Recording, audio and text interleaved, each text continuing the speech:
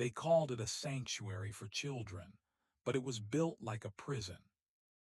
In 1908, deep in the quiet farmlands of Spring City, Pennsylvania, state officials gathered for what newspapers called a triumph of modern care. The Eastern Pennsylvania Institution for the Feeble-Minded and Epileptic, later known as Pennhurst, opened its heavy iron gates to fanfare and applause. The governor's speech echoed through the stone halls. Here, the unwanted shall find peace. But behind that promise lay something far darker, an era obsessed with eugenics, order, and control. The institution wasn't built for compassion. It was built for containment. From the very first blueprint, every hallway, dormitory, and yard was divided by intelligence class. Children were sorted like livestock, idiotic, imbecilic, and moronic. Their futures were decided before they even entered the gates. Visceral sensory detail cuts through the grandeur, the hiss of steam radiators, the echo of iron doors slamming shut, and the faint hum of gas lamps illuminating endless corridors. The smell of bleach mingled with the scent of despair. At first, the state sent only a few dozen children. Many were orphans. Some had seizures. Others simply learned too slowly for their teachers' patience. Doctors labeled them defective, and Pennhurst offered a convenient place to hide them from society's gaze. But within just 5 years, the asylum was overcrowded. By 1913, more than 1,200 patients lived in conditions meant for 500. Reports show children chained to walls, lying on straw mats and fed from tin bowls bolted to the floor. And yet, in state records, Pennhurst was still called a model institution. Doctors insisted they were saving society, protecting it from defectives who might reproduce. It was the language of progress masking cruelty with science. How could a place built for mercy turn into a machine for human disposal? And no one questioned it. Hidden among early administrative letters was a shocking truth. The first director, Dr. Henry H. Goddard, was also one of America's leading eugenicists. He believed that intelligence was inherited and that eliminating the unfit would perfect the human race. His policies shaped Pennhurst's future and the nation's. Modern historians now connect those same ideologies to today's debates over genetic manipulation and institutional neglect. A chilling reminder that the language of improvement often hides control.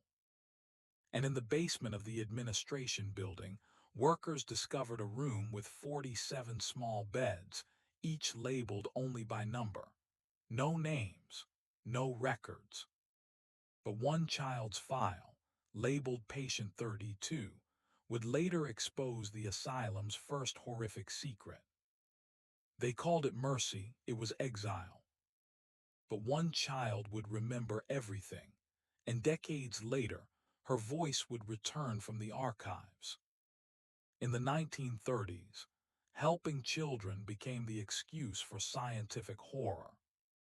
Pennhurst, originally founded as a place of promise, by the early 1930s found itself caught up in a nationwide wave. The rise of eugenics, institutional research, and what many called child remediation. The line between care and experiment began to blur not gradually, but almost immediately. Across America, institutions for the feeble-minded or developmentally disabled were being urged to adopt scientific and educational programs, often funded by state grants or private philanthropies.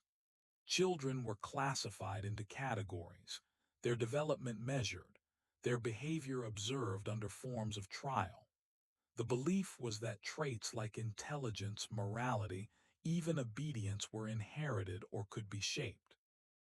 Social Welfare History Project, Children's Bureau Studies, 1929-1935. At Penhurst, internal reports, later partially exposed, started mentioning programs to improve behavior via repetitive drills, nutritional regimens, and rudimentary drug trials. By then, some researchers privately questioned whether consent was even relevant when dealing with wards of the state. The ambitious aims: reduce the burden on society, prove biological improvement, produce obedience. The ethics were sidelined. One program proposed administering experimental vaccines to children aged 10–15 without parental notification, labeled as public health trials. At Penhurst, certain wings were repurposed for observation, where children's meals, sleep, and mood were meticulously tracked as part of a research log. You can hear the scratch of pencil on ledger paper, the hum of clinic lamps in dim rooms, the smell of iodine and freshly cleaned floors trying to mask institutional antiseptic. Movement. Children shuffled into testing rooms, one after another, blinking against bright lights, standing on two small scales. Tension builds when a nurse named Anna records in her diary that a batch of children, after 3 weeks of regimented diet and behavior drills, began to have seizures. The doctors dismissed them as epileptics, even if those symptoms had not existed before. The data went into charts labeled anomalies, never explained. At the emotional peak, one boy, Samuel, cries out in sleep, haunted by nightmares of being isolated in a cold room with a single bulb overhead. His questions about what's being done are met with silence or a stern reprimand. What justifies experimenting on children who cannot speak for themselves? These early experiments at Penhurst were part of larger trends: American asylums, orphanages, and institutions participating in eugenics research, federal reports on child welfare that prioritized efficiency over human dignity. The same ideology underlies modern debates about consent, medical research on minors, and systemic neglect in state institutions. Experiments without their parents' permission. When a major piece of correspondence surfaces, addressed to Penhurst's board, one line stands out: improvement only possible if control total. But one secret was still waiting. They stamped children with names like feeble-minded before they even spoke. Penhurst, originally the Eastern Pennsylvania State Institution for the Feeble-Minded and Epileptic, opened in 1908 to house children labeled feeble-minded, epileptic, and other terms considered medical or social defects. On admission, children were sorted into rigid diagnostic categories: idiotic versus insane, physically epileptic, or healthy, dentally good/poor treated. Often the children admitted were orphans, poor immigrants, or those whose families could no longer care for them. Poverty, disability, physical or mental, deafness, blindness, or even offensive habits, such as uncontrollable behavior, could be cause for institutionalization. The state stepped in as guardian when parents were absent or overwhelmed, but formal consent was murky. Many children entered without documented parental permission. Admission was often mandated by local courts, county welfare, or even school officials, citing feeble-mindedness as reason. Sources indicate that sometimes a parent or county official signed them in, but oversight was minimal. Labels like feeble-minded didn't just describe intelligence. They carried heavy social stigma, legal consequences, and justified lifelong institutionalization. Feeble-minded persons were deemed unfit for society, often incapable of moral control, possibly hereditary threats. Some children diagnosed healthy in physical exams were still committed for social or behavioral reasons: poverty, race, outsider status. At Penhurst, some labels were applied based more on referral source, orphanage, criminal court, than any medical psychological evaluation. Visceral detail. The entry hall smelled of damp wool and disinfectant. Children, many barefoot, clutching ragged clothes, shuffled in. They were weighed, measured, peered at by doctors who whispered in hushed tones. The cold metal tag of a number clipped to the coat was their first identity. Tension rises when a frightened girl, newly committed, asked why her mother wasn't there. The answer: no need.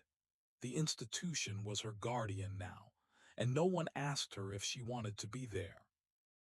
At emotional peak, a boy once learning to speak is handed a file, epileptic, marked in bold letters. He is taken away to another ward, his name replaced by patient 47. What happens when your identity is stripped before your rights even exist?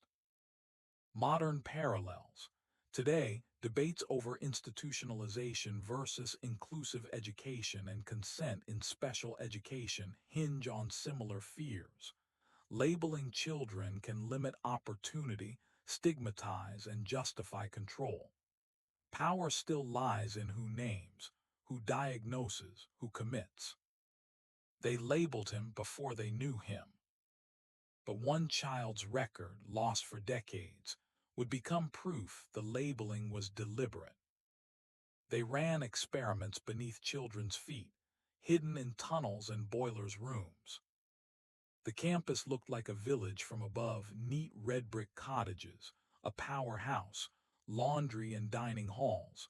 But beneath that pastoral surface lay a different map. Concrete tunnels, steam pipes, service shafts, and covered walkways that stitched buildings together like veins. Those passages weren't just for coal and laundry.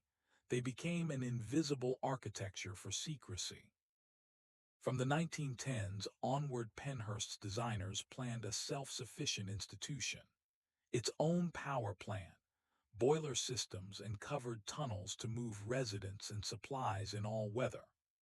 Over time, staff repurposed those utilities for observation and control, running wiring for early monitoring equipment, routing one-way mirrors, and creating hidden rooms where children could be taken away from public sight.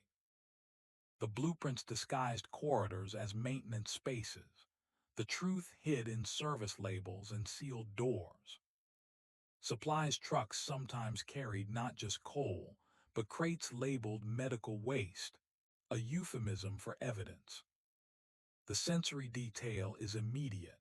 The tunnel air smelled of steam, oil, and cold concrete. Footsteps echoed under metal grates.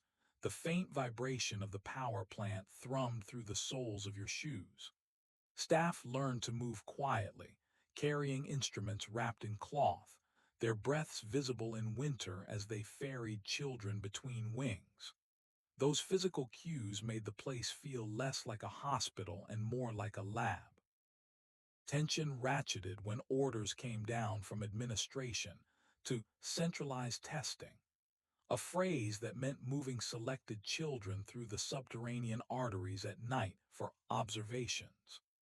Nurses later described locked service doors, corridors with electrical boxes humming from new wiring, and rooms where cameras or primitive EEG devices could be rigged without daytime detection. The emplacement of equipment in maintenance space let experiments bypass oversight and record results where auditors seldom looked. If the place that feeds you hides the lab that studies you, who is left to protect the child? Modern parallels are unnervingly close. Institutional CCTV, biometric monitoring, and telemetry in juvenile facilities echo the same principal architecture used to conceal control.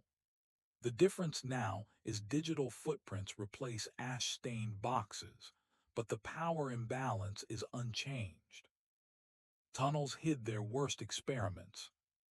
When demolition crews opened one sealed maintenance door decades later, they found rusting restraint bolts and a ledger of coded test names, files that would link the tunnels to a single wing of missing children. But one secret was still waiting. They called it treatment, but every child was a living experiment. In the early 1930s, Penhurst wasn't just a school, it had become a laboratory. Behind its locked infirmary doors, a quiet war on the human body began. Doctors spoke of progressive therapies, but their methods echoed a darker rhythm spreading across America, the eugenics research wave. Similar programs in institutions like Willowbrook, Fernald, and Penhurst focused on what they called remediation trials, testing human endurance, metabolism, and resistance under the guise of medical study. The white corridors smelled of bleach, iodine, and fear. Nurses recalled how the air always seemed colder near Ward C, the so-called observation wing. Children were divided into groups. Some were given specialized nutritional regimens, others injected with unknown vitamin compounds.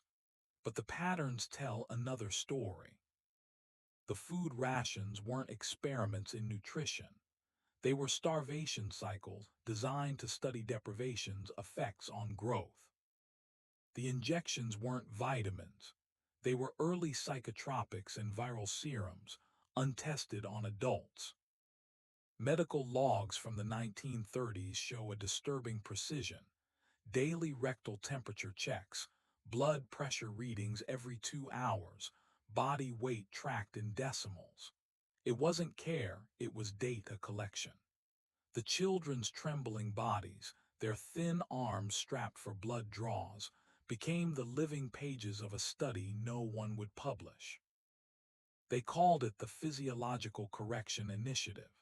It aimed to discover how defective youth could be conditioned or culled. Some records mention induced fevers through controlled hypothermia and heat exposure, meant to reset neurological behavior. Others reveal that sleep deprivation was used to observe emotional elasticity. One physician secretly infected a test group with influenza to monitor recovery rates, then compared results to a malnourished control group. The sounds in the ward were unforgettable: metallic clinks of trays, the hiss of gas burners heating water baths, the faint hum of generators feeding crude electric stimulators. Those who survived spoke later of a room that always smelled like burnt metal and milk. How far will science go when the subjects cannot scream loud enough to be heard? Modern echoes still exist. In the 1950s, Fernald radiation trials. In Cold War era, viral tests on orphans. In corporate drug testing on vulnerable populations. The method is the same. Hide harm behind the word research. They called it therapy, it was torture. When state investigators finally uncovered a freezer labeled archival samples, they found tiny vials of blood marked with dates and initials that matched the missing children from the 1937 roster. But one record was still missing. They didn't just break the body, they learned how to break the mind. By the late 1930s, Penhurst's therapies evolved from the flesh to the psyche. Physical pain had revealed its limits. Now, the doctors wanted control without scars. They began what internal notes called the Cognitive Correction Program, a project inspired by both Pavlovian behavioral studies and early psychiatric experiments emerging from Yale and Harvard's child behavior labs. The asylum's isolation wards were redesigned, not for punishment, but for conditioning. Each cell was stripped of color, sound, and texture: smooth white walls, a steel cot, a single bulb that flickered in rhythm. The only sound was the hum of ventilation, a mechanical heartbeat that lulled and disoriented the senses. Children who cried were left longer in the silence, until their voices faded into whispers. Some rooms used strobe lights triggered by voice or motion to punish emotion itself. One nurse's diary described the sessions as tests of obedience. Each subject had to hold a posture or recite sequences while bright flashes pulsed from above. If they flinched, the light grew harsher, the tone sharper. Over weeks, these children became compliant, speaking only when told, the perfect experiment in erasing defiance. To outsiders, it was labeled therapeutic reorientation. But to those inside, it was a chamber of submission. The strobe reflected off sweating faces, the walls glowing like an electric cage. The smell of ozone and fear filled the air, a sterile kind of terror that leaves no bruises. Administrators noted that subjects who resisted conditioning were reassigned to Program B, a behavioral reset that involved induced sleep and electrosedation. How do you measure obedience when disobedience means disappearance? What makes this horror echo through time is how familiar it feels today. Modern institutions still employ sensory modulation rooms, shock therapies, and behavioral control in different forms. The language changed: retraining, correction, compliance therapy, but the intent remains: reshape the mind to fit authority. They trained obedience like a science. When demolition crews later uncovered the underground lab, they found rows of metal chairs facing mirrored glass and reels of film labeled Behavior Set 9 subjects, minors. But one film reel had no label, and it was still loaded in the projector. They burned the papers, and with them the children's names. In the dead of night, records rooms become confessionals. At Penhurst, they became furnaces. For decades, families searched for admission ledgers, death registers, treatment logs, and found gaps, blacked out margins, and entire years missing. What looked like bureaucratic sloppiness began to look like a pattern. Files that inconveniently documented experiments, hospital deaths, or transfers simply disappeared. The sensory image is immediate: the copper tang of smoke at the back of your throat, the crackle of paper curling in the flame, and the dull, final thud as an evidence box collapses into ash.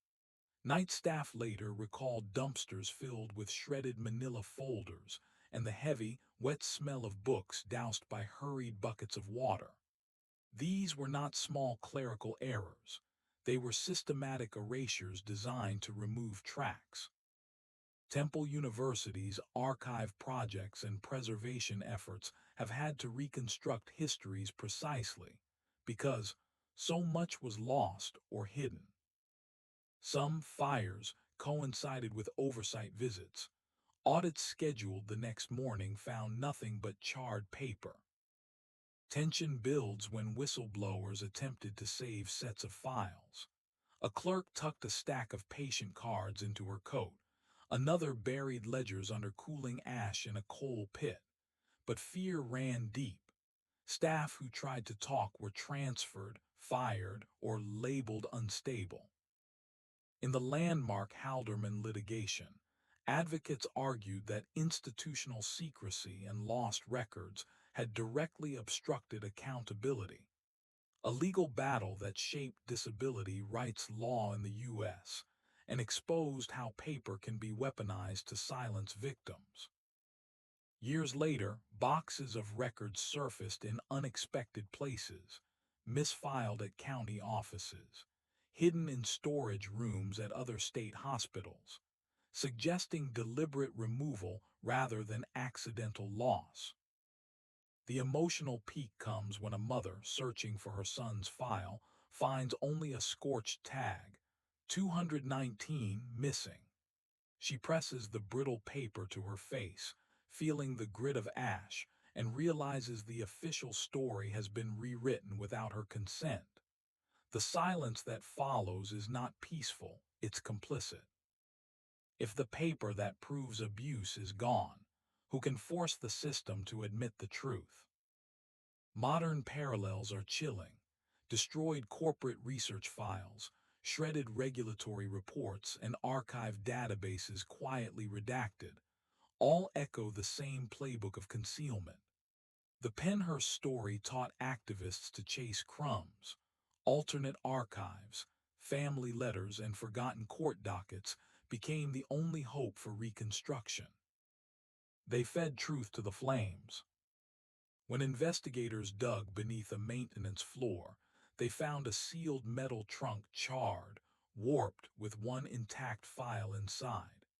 It contained a single haunting entry, a child's name crossed out twice. But one secret was still waiting. They vanished from the wards and reappeared beneath the soil. Behind the red brick sprawl of Pennhurst, beyond the powerhouse and the abandoned laundry, lay a quiet patch of land that locals once called the Field of Rest. But when aerial photographs from the 1960s were compared to early blueprints, one discrepancy screamed from the earth itself: dozens of unmarked depressions, invisible to the eye but unmistakable from above. Pennhurst buried its dead here, yet few headstones ever bore a name. Each small, rusted plaque showed only a number: 27, 143, 219. No dates, no stories, just statistics. State records list hundreds of deaths between 1913 and 1968: pneumonia, malnutrition, cardiac failure, or simply unknown. But no official burial map exists. Every ledger that could trace bodies to graves was lost, destroyed, or blacked out. The sensory reality of the site is haunting. The damp earth smells of rust and rain. Crooked metal markers jut from the ground like rotten teeth. In spring, weeds grow over them, erasing even the numbers. Locals walking dogs there still whisper that they sometimes hear hollow echoes when the soil shifts, as if the ground itself remembers.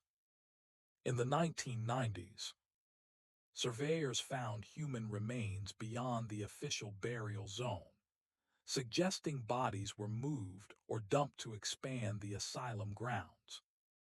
Some skeletons showed signs of post-mortem medical procedures, cranial cuts, surgical scoring, indicating study after death. Families who searched for missing relatives were often told the same lie: your child was transferred. But transfer papers stopped cold. No new institution ever confirmed their arrival. Their names simply evaporated. When genealogists and archaeologists revisited Pennhurst's records decades later, they found that for many, the transfer was downward, into the earth behind the main ward. Aerial radar scans conducted in the 2010s revealed an unregistered burial trench stretching 70 feet, containing an unknown number of bodies. How many children were buried not because they died, but because someone wanted them forgotten? The tragedy echoes in modern scandals, from hidden graves at Canadian residential schools to mass burial sites near Irish mother and baby homes. Institutions built to heal the unwanted have repeatedly turned soil into silence. The same pattern: secrecy, unmarked graves, erased names. They buried the evidence with the children. When forensic teams finally exhumed a section of Pennhurst's burial field, they found tiny bones, not adult, but child-sized. And within one skull, still faintly visible under decay, was a drilled hole sealed with wax, evidence of a final experiment even death couldn't erase. But one secret was still waiting. They said the ward was closed, but screams still echoed behind its locked doors. When Pennhurst's administration announced the closure of Ward C in 1942, families were told the patients had been relocated for safety and modernization. But the wing was never truly closed. Its lights still flickered at night, and a faint electrical hum could still be heard beneath the rain. Maintenance crews refused to enter after dark. They said the air was too still, too watched. Officially, Ward C was condemned. Unofficially, it became the asylum's shadow laboratory. Doctors who'd been stripped of research grants moved their experiments underground, literally. The ward connected directly to the steam tunnels and possessed its own generator, enabling activity without the hospital grid.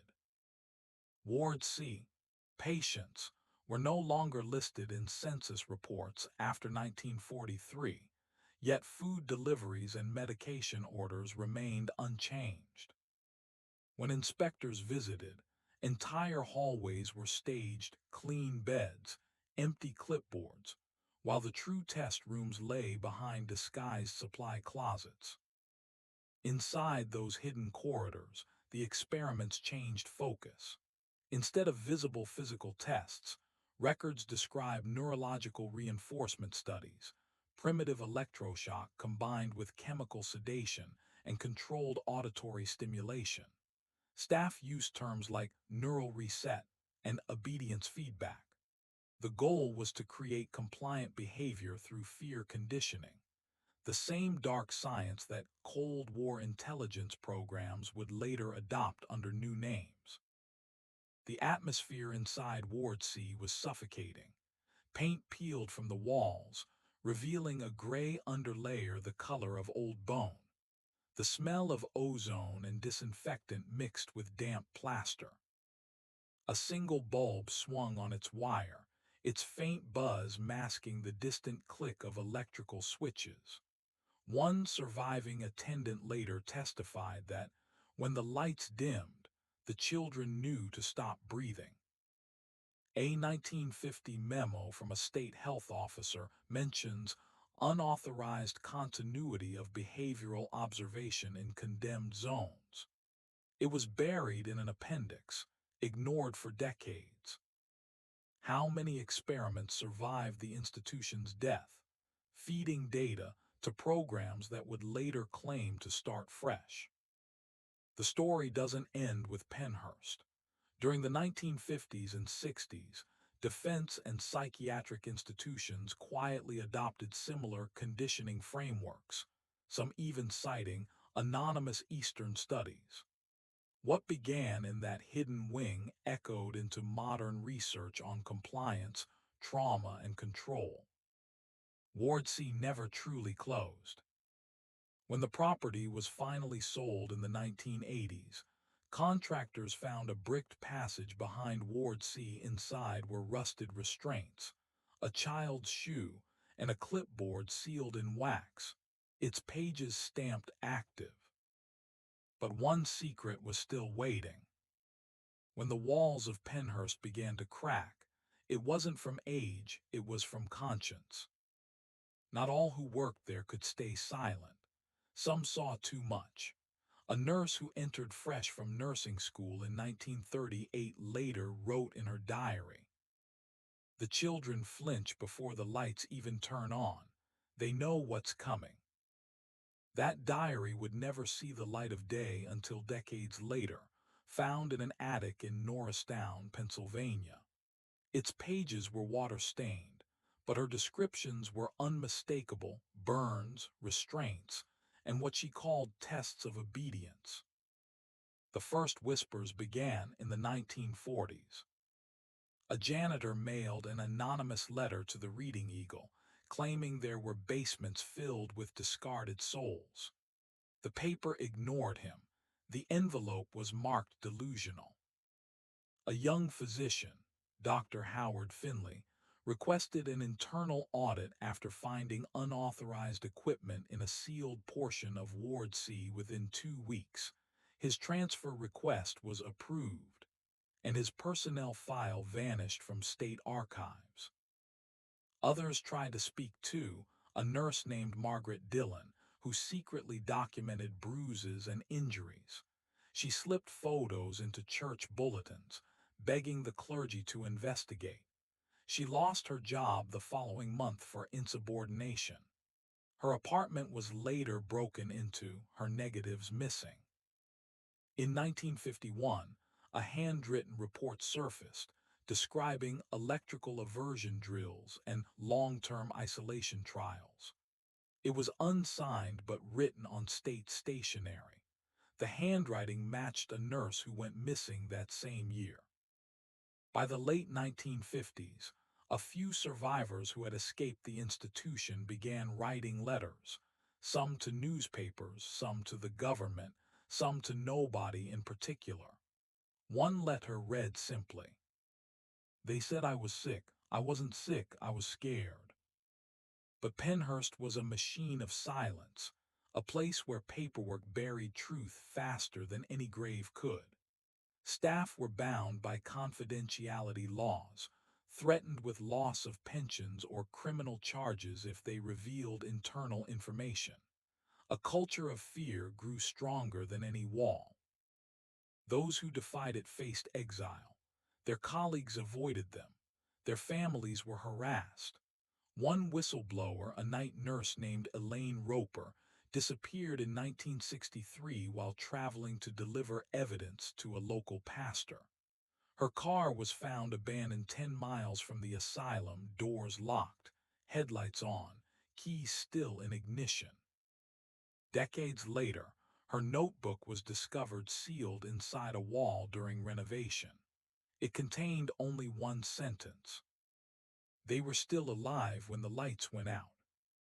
The truth was spoken and buried in the same breath. But by the time the public finally caught wind of Penhurst's horrors, it was too late. The walls had been emptied, the files burned, and the witnesses either missing or afraid. But one man had kept everything, locked in a box marked Penhurst, 1943. They said it was a school, but we never learned anything except fear. When the gates of Penhurst finally closed, the echoes didn't. They lived on inside the children who had once screamed there, now adults, broken but breathing. In the 1980s and 1990s, researchers began recording oral histories from Penhurst's former residents. What emerged wasn't just trauma, it was proof. Their memories aligned with details the state still refused to acknowledge. One man, Thomas Riley, remembered being strapped to a steel table as nurses shone bright lights into his eyes for hours. He was 6. A woman named Clara recalled being left in a basement room for days to teach me obedience. She said the only sound she heard was dripping water and the muffled sobbing of another child through the vent. Every survivor interviewed described a third wing, a place not listed on any map. They called it Ward Zero. None could say where it was exactly, only that the air smelled like bleach and metal, and that the walls hummed when you touched them. Many could not speak of their experiences without shaking. Some still rocked back and forth as they spoke, a habit learned to stay warm in unheated cells. One survivor said the fear of light never left him. "Fluorescents make me sick," he whispered. "They used those lights when they hurt us." How do you rebuild a life when your childhood was erased in the name of science? There were memoirs too, Echoes from the Hallway by a former resident, published in 1991. It sold fewer than 200 copies, but its pages described trials of endurance, cold water immersions, forced feeding of vitamin mixtures, and injections that made you sleep but not dream. And yet, some memories were foggy. Trauma had sealed them behind walls of confusion. Psychologists studying survivors found consistent cognitive scarring, language regression, and emotional detachment, identical to victims of long-term isolation or psychological experimentation. A handful of survivors remembered the same lullaby, a melody played before treatment days. When compared, each sang the same haunting tune, though none could recall who taught it to them. Even decades later, their stories brought little peace. Many struggled to find work, trust others, or even sleep in silence. Flashbacks came like ghosts, sudden, blinding, unstoppable. Some still dreamt of the corridors, hearing their own names called from behind locked doors. Modern psychologists studying their trauma compared Pennhurst to early MKUltra conditioning, where state-funded behavioral modification mirrored Nazi-era eugenic research. The parallels were chilling. In 2003, one survivor recognized a photograph of a Pennhurst doctor in a declassified military file. The same man later worked for a Cold War psychological program. They called them patients, they were experiments. Their voices were fragile but powerful. Each testimony chipped away at decades of denial, until one survivor revealed something no one expected. He still had the original patient tags, sealed in a jar from the observation room. The numbers didn't lie, they screamed. When researchers finally accessed what little remained of Pennhurst archives, they didn't find sanity, they found patterns. Buried among half-burned ledgers and mislabeled death logs were pages marked observation, non-standard subjects. Each report was stamped confidential internal study. None bore signatures. The handwriting was clinical, detached, but the content was not. Growth charts for dozens of children showed a disturbing consistency. Sudden regression after exposure to conditioning therapy, followed by seizures, tremors, and loss of speech. Some patients plateaued physically at age 8, though records showed they lived into their 20s. One file listed identical symptoms across 12 patients, all dated the same week, but with different recorded causes of death. Malnutrition, fever, cardiac arrest. Yet their temperature readings, blood pressure, and brain activity reports were near identical, as if copied from the same sheet. Inside a folder labeled Nutritional Rehabilitation Study, 1941, tables described calorie deprivation followed by injections of vitamin serum compounds. Within weeks, children exhibited motor dysfunction and psychotic mimicry, babbling phrases in repetition, or miming tasks they were never taught. A surviving chart noted excessive perspiration and scent of ammonia present in the room. Even the air was turning toxic.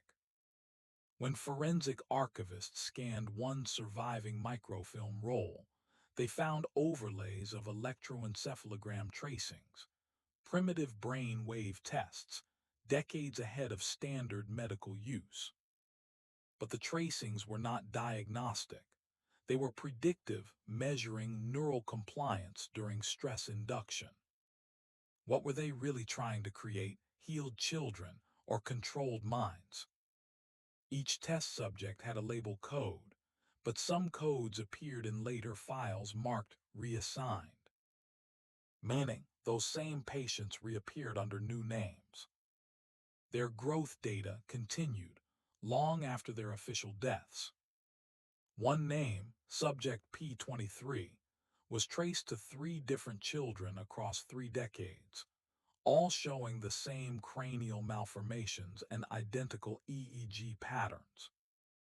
Modern neurologists who reviewed the data in the 2000s called it biologically impossible, unless those records weren't tracking people, but outcomes. Death registers were equally troubling. From 1936 to 1942, deaths by seizure tripled, while the institution's population remained stable. Internal memos described these deaths as physiological instability post-exposure. Exposure to what? No one knows. A 1954 internal note suggested certain brain tissues were preserved and sent to a partner facility for further longitudinal analysis. That facility, records point toward the Wistar Institute in Philadelphia, a real research center known for early neuroanatomical studies. The data didn't vanish, it evolved. Those charts might have been forgotten, if not for one physician's son. He discovered a hidden box of his father's research samples, each labeled with a number that matched Penhurst's lost registry. The asylum's walls were built with more than bricks, they were built with signatures. Penhurst's horrors didn't survive by accident, they survived by approval. Behind every locked ward and forged death certificate was a system of legislative protection. From the 1930s onward, the asylum's funding depended on Pennsylvania's State Board of Welfare, a network of bureaucrats, physicians, and politicians who all claimed to serve the vulnerable. But the deeper you look, the clearer the pattern becomes. Money flowed when silence was kept. Minutes from the 1937 board meeting show glowing praise for Penhurst's progressive research initiatives. Not a single question was raised about patient welfare, only about public image. The same year, budget allocations increased by 30%, just as experimental conditioning trials began expanding. One senator who voted for the funding increase had a brother on the asylum's medical board and owned shares in the pharmaceutical supplier providing the vitamin serum compounds. Another twist appeared in internal correspondence between the superintendent and the state's Department of Mental Hygiene. Our institutional advancements require discretion, especially regarding ongoing studies. We recommend limited transparency to preserve community trust. That phrase, limited transparency, became Penhurst's unofficial motto. Every request for oversight was filtered, redirected, or lost. State inspectors were escorted through only two wings, the clean ones. Ward C, the research annex, was always under renovation. During hearings, officials described Penhurst as quiet, orderly, and disciplined. What they didn't hear were the faint metallic echoes of gurneys rolling down basement halls, below the polished floors where the tour stopped. In 1944, a whistleblower's report reached the state capitol, but disappeared from the legislative record within a week. It resurfaced decades later in a private archive, marked received, not filed. The deeper question isn't how Penhurst kept operating, it's why no one wanted to see. The Depression-era state government needed institutions that looked efficient. Empty wards meant progress, full ones meant funding. The asylum became a political trophy, proof of compassion, built on cruelty. When power funds horror in the name of mercy, who's truly to blame? Even today, echoes of Penhurst's politics remain. Modern scandals, from understaffed care homes to hidden psychiatric research programs, follow the same blueprint: money, secrecy, and plausible deniability. Power doesn't destroy truth, it buries it under bureaucracy. Silence was state policy. Years later, a senator's grandson would uncover letters in his family's archive, written on Penhurst stationery, sealed with the institution's crest. Inside was a single line: experiment approved, subject class minors. But one signature didn't match any known official. They called it research, the money called it progress. By the early 1940s, Penhurst was no longer just a state asylum. It had quietly evolved into a research hub. Its transformation was fueled not by compassion, but by grants stamped with the words, "For scientific advancement in human development." And behind those stamps lay the fingerprints of America's most powerful institutions.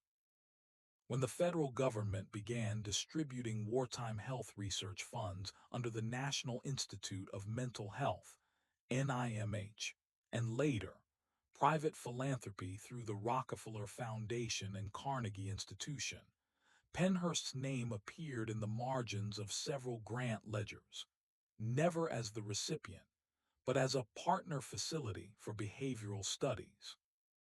One 1946 memorandum lists Pennhurst as a field observation site for a Johns Hopkins psychology project, yet the asylum's name is crossed out in later copies. Why erase it? Because by then, public rumors about abuse had already begun to surface. Officially, the grants were for child behavior rehabilitation, neurological study of delayed development, and psychomotor adjustment therapies. Unofficially, they became the financial lifeblood for the continuation of Pennhurst's off-the-record experiments. Internal notes recovered from the archives mention coded transactions. Shipment received 12 specimens, 3 controls. Invoice cleared via Education Bureau account. That Education Bureau account was tied to a fund managed through the University of Pennsylvania's Research Department, a plausible front. The pattern is unmistakable. Private universities provided legitimacy. Pennhurst provided bodies. The corridors smelled faintly of rubbing alcohol and old copper, the stench of sterilization, mixed with the sweet chemical scent of ethanol. Every experiment left its trace in the air, even when the paperwork didn't. By 1950, a new research grant listed Pennhurst under a cryptic code name, Facility P6.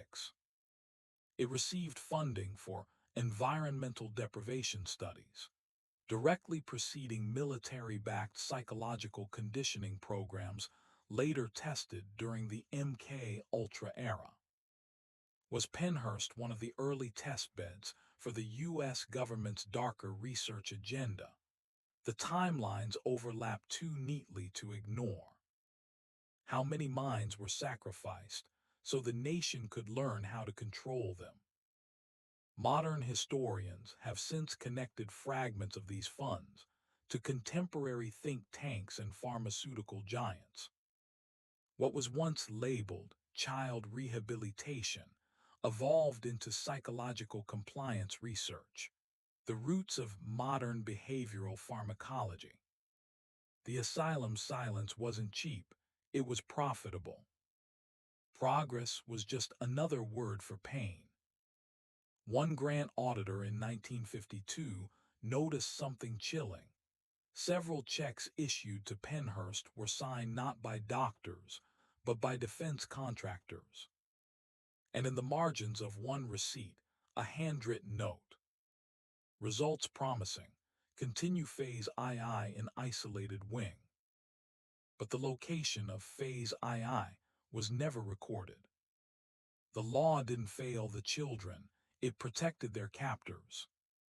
Pennhurst's survival wasn't just a moral failure, it was a legal masterpiece.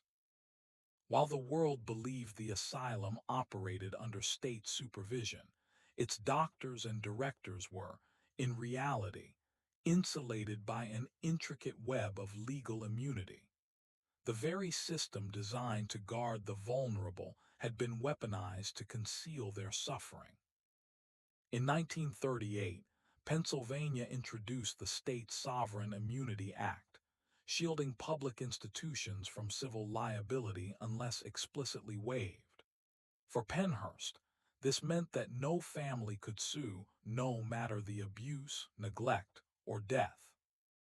Any lawsuit filed against the institution was immediately dismissed under the phrase, protected under state function. In one archived court case, a grieving father's claim for his son's death was thrown out because the asylum's medical decisions were deemed acts of the state, immune from review. His son, age 11, had died from accidental malnutrition. The asylum's legal division wasn't passive. It actively engineered loopholes. Internal letters between the superintendent and the attorney general's office used phrases like, "Maintain confidentiality under psychiatric privilege," and "destroy upon audit completion." When government investigators questioned missing records, lawyers invoked patient privacy to withhold them, a grotesque irony, since many of those patients had never even been legally declared competent. One 1941 memo confirmed the state had indemnity agreements with private researchers, meaning if a child died during experimentation, the researcher couldn't be prosecuted. The state, in effect, absorbed the moral and legal consequences of its crimes. Courtrooms filled with the scent of polished oak and ink, yet no one spoke the children's names aloud. Their files were referred to as case numbers. Their deaths were classified as clinical events. Silence was not just encouraged, it was legislated. How do you fight an institution that is the law itself? The same structure that kept Pennhurst untouchable has echoes today. Modern state-run facilities and psychiatric centers still hide behind qualified immunity and mental health confidentiality statutes, barriers that make lawsuits nearly impossible, even in proven cases of abuse. History doesn't just repeat, it updates its paperwork. When Pennhurst was finally sued in the 1970s, the state's first defense was chillingly familiar. We acted within the scope of our authority. The ghosts of those children had no legal standing. They made cruelty a state function. Decades later, a buried deposition surfaced, one that the state had sealed indefinitely. Inside, a lawyer's handwritten margin note read, "If this leaks, it implicates the Attorney General's office." And attached to that note was a single page titled Special Research Authorization, Ward C. But the signature at the bottom wasn't from the state, it was from Washington. Pennhurst wasn't the only hell, it was just the loudest one. For decades, the horrors of Pennhurst were dismissed as isolated misconduct. But a closer look reveals something far darker. Pennhurst was part of a nationwide network of sanctioned cruelty. From coast to coast, dozens of state institutions mirrored its methods, experimenting, restraining, and erasing thousands under the banner of mental health reform. The pattern began in the 1920s, rooted in America's eugenics movement, a state-backed obsession with purifying the human population. The same ideals that fueled sterilization laws in California and Virginia also shaped Pennsylvania's approach to feeble-minded children. The Sonoma State Home in California conducted identical behavior correction studies using nutrient deprivation and electrotherapy, funded by the same Rockefeller Foundation that helped bankroll Pennhurst's trials. In New York, the Willowbrook State School carried out hepatitis experiments on disabled children. Decades later, whistleblowers revealed the trials were justified under informed consent, though many subjects couldn't even speak. In Massachusetts, the Fernald School fed radioactive oatmeal to children in cooperation with Harvard researchers and the Atomic Energy Commission. Every case shared the same blueprint: isolation, secrecy, and the illusion of progress. The language was always identical: remediation, behavioral correction, neurological advancement.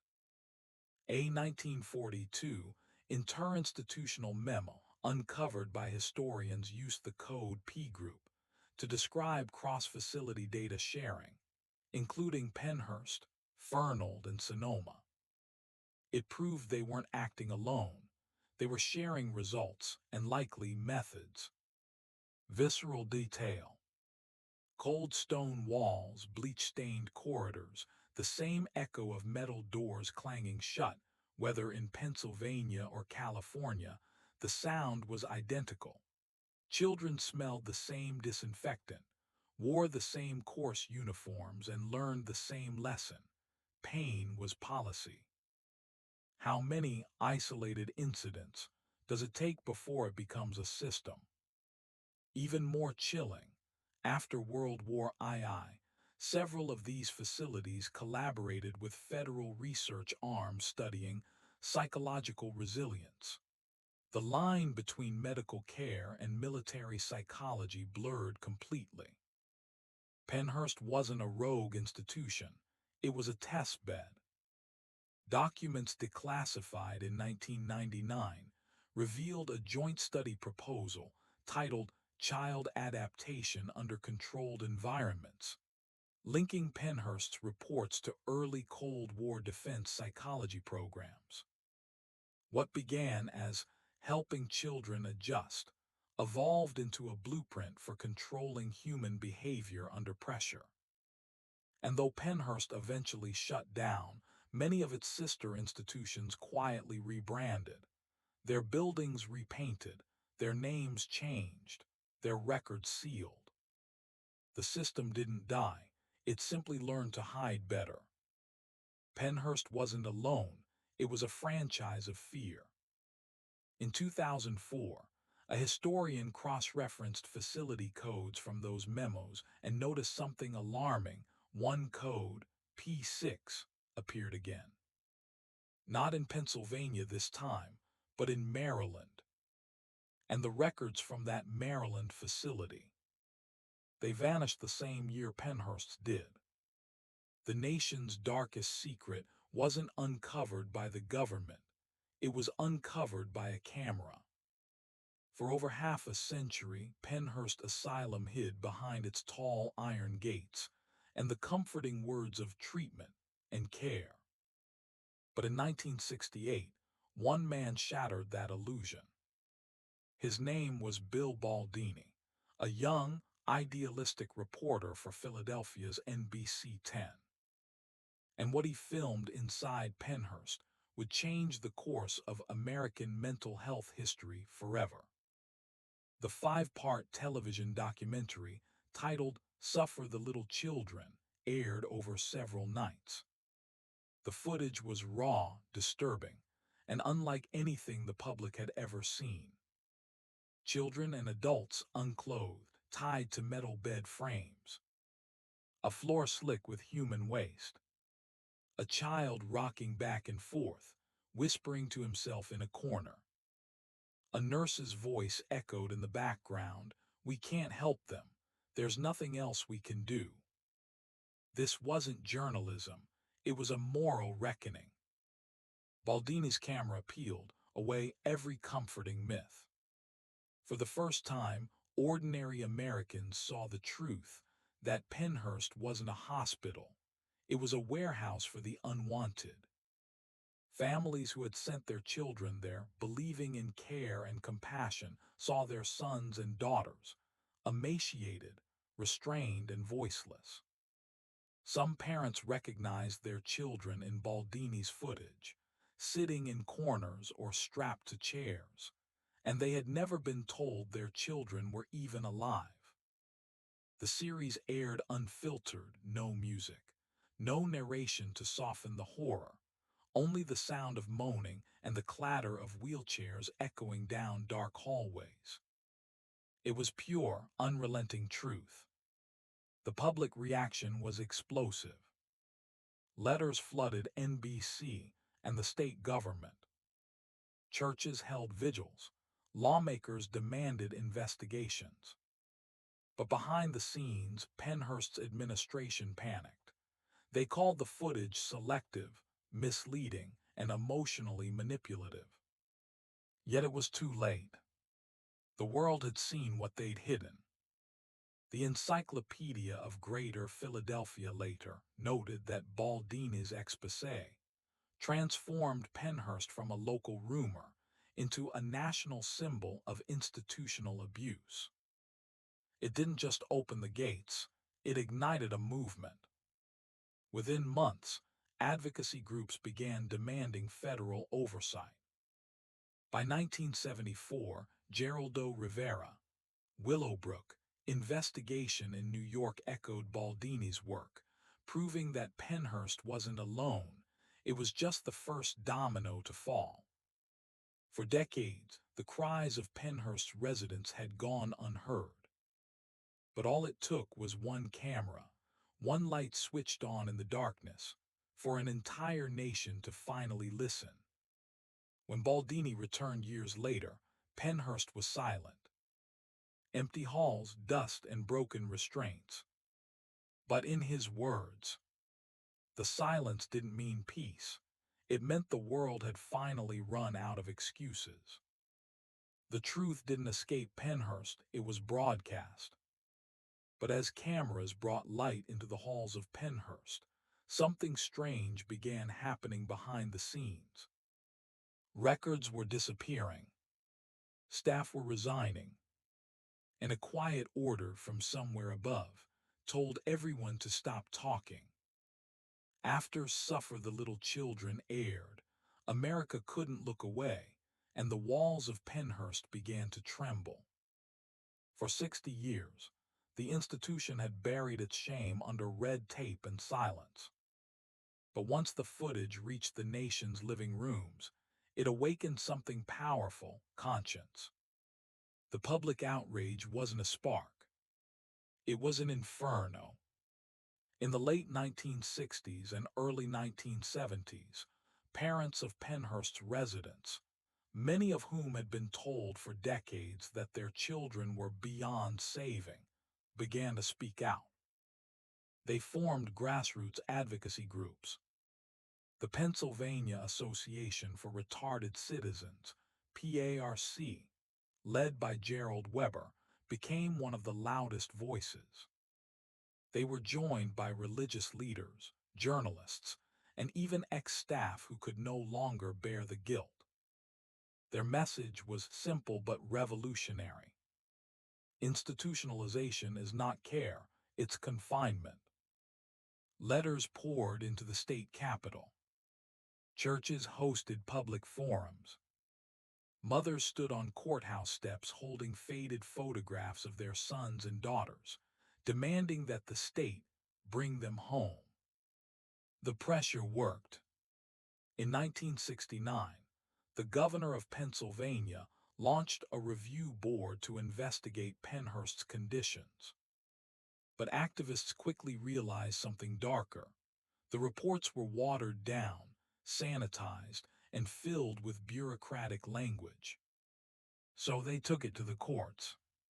In 1974, the case, Pennhurst State School and Hospital v. Halderman, was filed.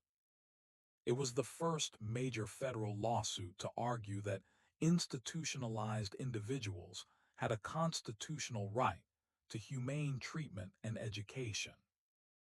The plaintiffs were families, former residents, and advocates, ordinary people fighting a system that had operated unchecked for decades. Their courage turned Pennhurst from a forgotten tragedy into a national symbol of reform. As media coverage expanded, other states began facing their own scandals: Willowbrook in New York, Belchertown in Massachusetts, Fairview in Oregon. The outrage spread like wildfire. In Washington, lawmakers began drafting what would become the Developmental Disabilities Assistance and Bill of Rights Act, 1975, a cornerstone in the rights of the institutionalized. This legislation formally recognized that people with disabilities were citizens with rights, not state property. Meanwhile, advocacy groups grew stronger. The ARC, public interest law centers, and protection and advocacy systems across states, all born from the shock of Pennhurst. What began as horror on TV became hope in the courts. Penhurst was no longer just a decaying asylum. It was a battlefield for human dignity. Families who had once been silenced became the architects of reform. Lawyers who once defended the state now fought it. And the public, once indifferent, began to understand the weight of neglect that had defined an era. Penhurst's legacy is not just of cruelty, it's of redemption through exposure. Because when ordinary citizens refused to look away, the state was finally forced to act. A camera sparked it, but a mother's voice sustained it. But even as reforms began, some patients vanished from official lists. Entire wards were sealed off for renovation. And rumors whispered that Penhurst's most secret experiments had simply moved elsewhere. When one mother took the state of Pennsylvania to court, she wasn't just suing an asylum. She was suing a system that had imprisoned thousands. For decades, Penhurst was untouchable, wrapped in state immunity, buried under bureaucratic silence, and guarded by the illusion of care. But in 1974, Terry Lee Halderman, a 21-year-old former resident, became the face of resistance. Her lawsuit would expose one of the darkest chapters in American legal history and forever redefine the rights of the institutionalized. The case, Halderman v. Penhurst State School and Hospital, wasn't just another negligence claim. It was a constitutional revolution. Halderman's attorneys argued that Penhurst violated the 8th and 14th Amendments, the right to humane treatment and due process. They described a nightmare: children left naked, covered in bruises, bound to beds with leather straps and drugged into silence. The state's defense wasn't denial, it was justification. They claimed the abuse was unfortunate but necessary for maintaining control over unruly patients. The courtroom fell silent. Even the judge reportedly paused, unable to reconcile what he was hearing with what the state called care. In 1977, the federal district court ruled in Halderman's favor, declaring Penhurst unconstitutional. But what made it historic was the structural injunction, a legal order forcing Pennsylvania to completely overhaul the institution and create community-based programs. It was the first time a U.S. court mandated systemic reform in an entire state-run facility. Instead of accepting defeat, the state appealed not once but for nearly a decade. The legal war raged through the Third Circuit and all the way to the U.S. Supreme Court. Each ruling pulled back another layer of Penhurst's secrets, detailing neglect, unqualified staff, falsified reports, and experimental programs disguised as therapy. While lawyers debated, the patients waited, many still inside the crumbling halls. Some would die before ever seeing freedom. One former nurse testified, her voice shaking. "They said we were curing them, but all we did was make them quieter." The testimony ignited national outrage. Disability rights groups across America joined the fight, realizing Penhurst wasn't an isolated horror. It was systemic. How many institutions across the country were hiding behind the same legal shield? The Halderman case paved the way for today's Americans with Disabilities Act (ADA) and landmark rulings on institutional abuse, mental health rights, and state accountability. Yet even now, investigative reports reveal private treatment centers using eerily similar behavior modification programs, a haunting echo of Penhurst's legacy. Justice didn't come from within the asylum, it broke down the door. The law had spoken, but not everyone obeyed. Behind the victory celebrations, files vanished, and research programs quietly relocated out of state. But one secret was still waiting, buried deeper than any court could reach. When the asylum gates finally opened, freedom arrived but not salvation.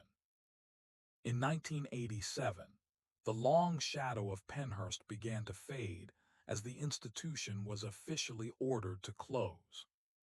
After nearly 8 decades of confinement, the last residents were moved out, some trembling as they stepped into sunlight they hadn't felt in years. But beneath the headlines of progress and reform, a darker question lingered. Was this true justice or just a quiet cover-up? The closure was a slow bleed, not a sudden end. By the mid-1980s, inspectors found collapsing ceilings, infestations, and patients wandering naked in the halls. The Halderman ruling had declared Pennhurst unconstitutional, but bureaucratic resistance and funding delays kept its doors open for years. Even as it closed, several wings were quietly repurposed. Some residents were transferred to nearby psychiatric hospitals, not homes, not families, just new walls. Others, too disabled or traumatized to function independently, were placed in group homes run by the same former staff. Freedom, it seemed, was being rationed. Imagine the scene on that final morning. Fog rolling over the cracked courtyards. Rust-red leaves clinging to rusted gates. The smell of mildew and antiseptic heavy in the air as buses idled outside the main ward. Some patients clutched plastic bags with their entire lives inside, a comb, a Bible, a single photograph. One man, once labeled uneducable, whispered to a nurse, "Where do I go now?" No one answered. Pennsylvania officials celebrated community integration, citing new federal funding under the Rehabilitation Act and early Medicaid home and community-based services waivers. Advocates cheered the fall of an institution once compared to a prison. But many former residents entered underprepared communities and vanished from follow-up studies. Without psychiatric care or social support, some drifted into homelessness, others into county jails. The promise of deinstitutionalization turned, for many, into a new kind of exile. Today, investigative reports reveal eerily familiar conditions in certain private, behavioral youth centers, where funding incentives and lack of oversight recreate Pennhurst's mistakes under new names. Deinstitutionalization didn't end the system, it decentralized it. The buildings may have crumbled, but the philosophy of control endures. Did closing Pennhurst truly free its victims, or just scatter them into silence? Freedom came, but not safety. As the final padlock clicked shut, workers found something chilling in the basement, a hidden room sealed since the 1950s, its files untouched. Inside, among the dust and decay, was a single word stamped across a folder. Continued. But one secret was still waiting. The patients left, but Pennhurst never truly died. When the last residents were moved out in 1987, the iron gates of Pennhurst slammed shut on nearly 80 years of pain. For a while, it was as if the place had never existed. The state avoided the topic, maps erased its name, and time began to reclaim its bones. But then, decades later, explorers and historians returned, and what they found whispered the truth of what could never be buried.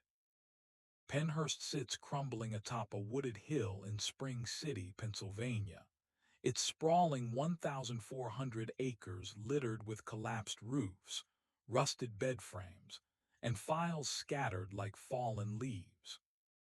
The main administration building, once a proud symbol of care, now gapes open with shattered windows, a cathedral of neglect. The air inside smells of mildew and old medicine. Peeling paint curls like dry skin from the walls. Rain seeps through broken glass, pooling beneath the faded words still stenciled on the hallway walls. Silence is courage. Some of those halls were never listed on the original blueprints. Urban explorers later uncovered locked doors leading to underground tunnels, where pipes and wires were still intact, suggesting the site had been used long after its closure. For years, Penhurst decayed in bureaucratic limbo. Developers proposed turning it into a museum, others into condominiums, and some, shockingly, into a haunted attraction. When Penhurst Asylum opened as a Halloween horror park in 2010, survivors protested outside the gates. They held signs reading, "We live this horror, don't sell tickets to it." The ethical debate tore through Pennsylvania. Was remembering Penhurst as haunted better than forgetting it altogether? Preservationists argued that the ruins must remain as evidence, not entertainment. Historians from the Encyclopedia of Greater Philadelphia and local archives documented every corridor, every record, every artifact, determined that the suffering not be rewritten into fiction. Yet the buildings continued to rot, trees splitting their foundations, the earth slowly consuming its own sins. In 2017, ground radar scans detected what might be unmarked graves beyond the main cemetery, confirming that not every patient who entered was ever recorded as leaving. Should Penhurst stand as a monument of shame, or be allowed to fade into dust? Across America, abandoned institutions like Willowbrook, Byberry, and Waverly Hills share Penhurst's legacy, each one a reminder of when neglect was called treatment. Documentaries, podcasts, and investigative TikToks now resurrect their stories, proving the world still hungers to confront what it once tried to erase. The walls still whisper, they never stopped. Among the ruins, one sealed vault remains locked, labeled Admin Medical Archive B. No record shows who sealed it or why. But one secret was still waiting. They thought the evidence was gone, but the walls had been listening. For decades, the story of Penhurst was a ghost, whispered by survivors, denied by officials, and lost to mildew and time. But in the early 2000s, a small team of activists and historians began uncovering something the state had buried under layers of shame. The truth, preserved in paper. And what they found inside those forgotten files would shatter every illusion of care the asylum had ever claimed.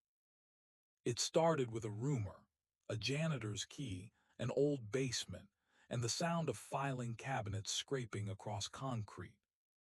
Behind a sealed door in the administration building, archivists from Temple University's Institute on Disabilities uncovered thousands of documents, letters, and patient charts left untouched since the 1960s.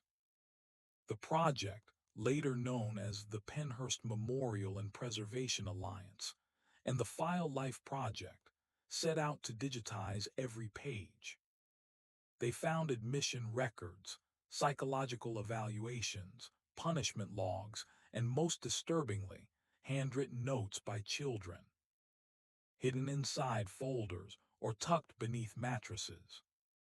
The papers were brittle and smelled of mold and formaldehyde. Some pages were smeared with fingerprints, others with something darker, stains that no archivist could identify. Each file was a life. A girl committed at age 7 for daydreaming. A boy institutionalized for stealing bread. a teenager given electroshock therapy for noncompliance. Among the records, they found experimental data sheets tracking behavioral response to deprivation cycles. These weren't treatment notes, they were scientific logs, the kind that required control groups. For the first time, the public saw documented evidence that Pennhurst had conducted long-term human experimentation under the guise of therapy. Still, entire decades were missing. The archives from 1938–1945, the supposed peak of early behavioral research, were gone. Historians suspect the files were deliberately burned during the late 1970s investigation period, perhaps to prevent criminal liability. Yet fragments remained, a single memo referencing continuity testing, a typed note about temperature chambers, and budget ledgers listing untraceable research grants. It wasn't just evidence, it was a confession written in bureaucracy. How many stories still lie buried in forgotten basements across America, waiting for someone to listen? Today, the File Life Digital Archive gives families access to the files of their institutionalized relatives, restoring identities once erased by the state. But as digital preservation grows, so do questions about privacy, ethics, and control. The same technology that resurrects the forgotten can also rewrite the truth, one missing scan at a time. They hid the files remembered. As archivists packed their final boxes, they noticed a small envelope marked Restricted Project E. No one could trace the initials. Inside were photographs of children in identical hospital gowns, their faces blurred, their eyes covered by black bars. But one secret was still waiting. Out of Pennhurst's ashes rose the laws that define human dignity. The nightmare of Pennhurst didn't end with its closure. It transformed into a weapon. What began as screams inside locked wards became arguments in federal courtrooms, advocacy bills, and civil rights legislation that would change America forever. From Halderman v. Pennhurst came not just justice for a few, but the foundation for the modern disability rights movement. After decades of abuse hidden behind state immunity, the Pennhurst rulings cracked open the legal definition of care. The 1977 federal decision didn't just condemn an institution. It established that people with disabilities had a constitutional right to community living, not confinement. For the first time, the courts recognized that neglect could be a violation of the Eighth Amendment's ban on cruel and unusual punishment. It wasn't simply bad medicine, it was inhuman treatment under the law. The ruling was so groundbreaking, it terrified other states. Governors and attorneys general across the country scrambled to assess their own institutions, fearing a legal domino effect. The California Law Review later called it a turning point in the jurisprudence of personhood. Pennhurst inspired a generation of activists. Former residents, parents, and advocates began pushing for broader protections, leading to the creation of the Developmental Disabilities Assistance and Bill of Rights Act, 1975, affirming dignity and participation in society. The Americans with Disabilities Act, 1990, outlawing discrimination in employment, education, and public life. Olmstead v. LC, 1999, the Supreme Court decision enforcing the right to community integration, rooted directly in Pennhurst's precedent.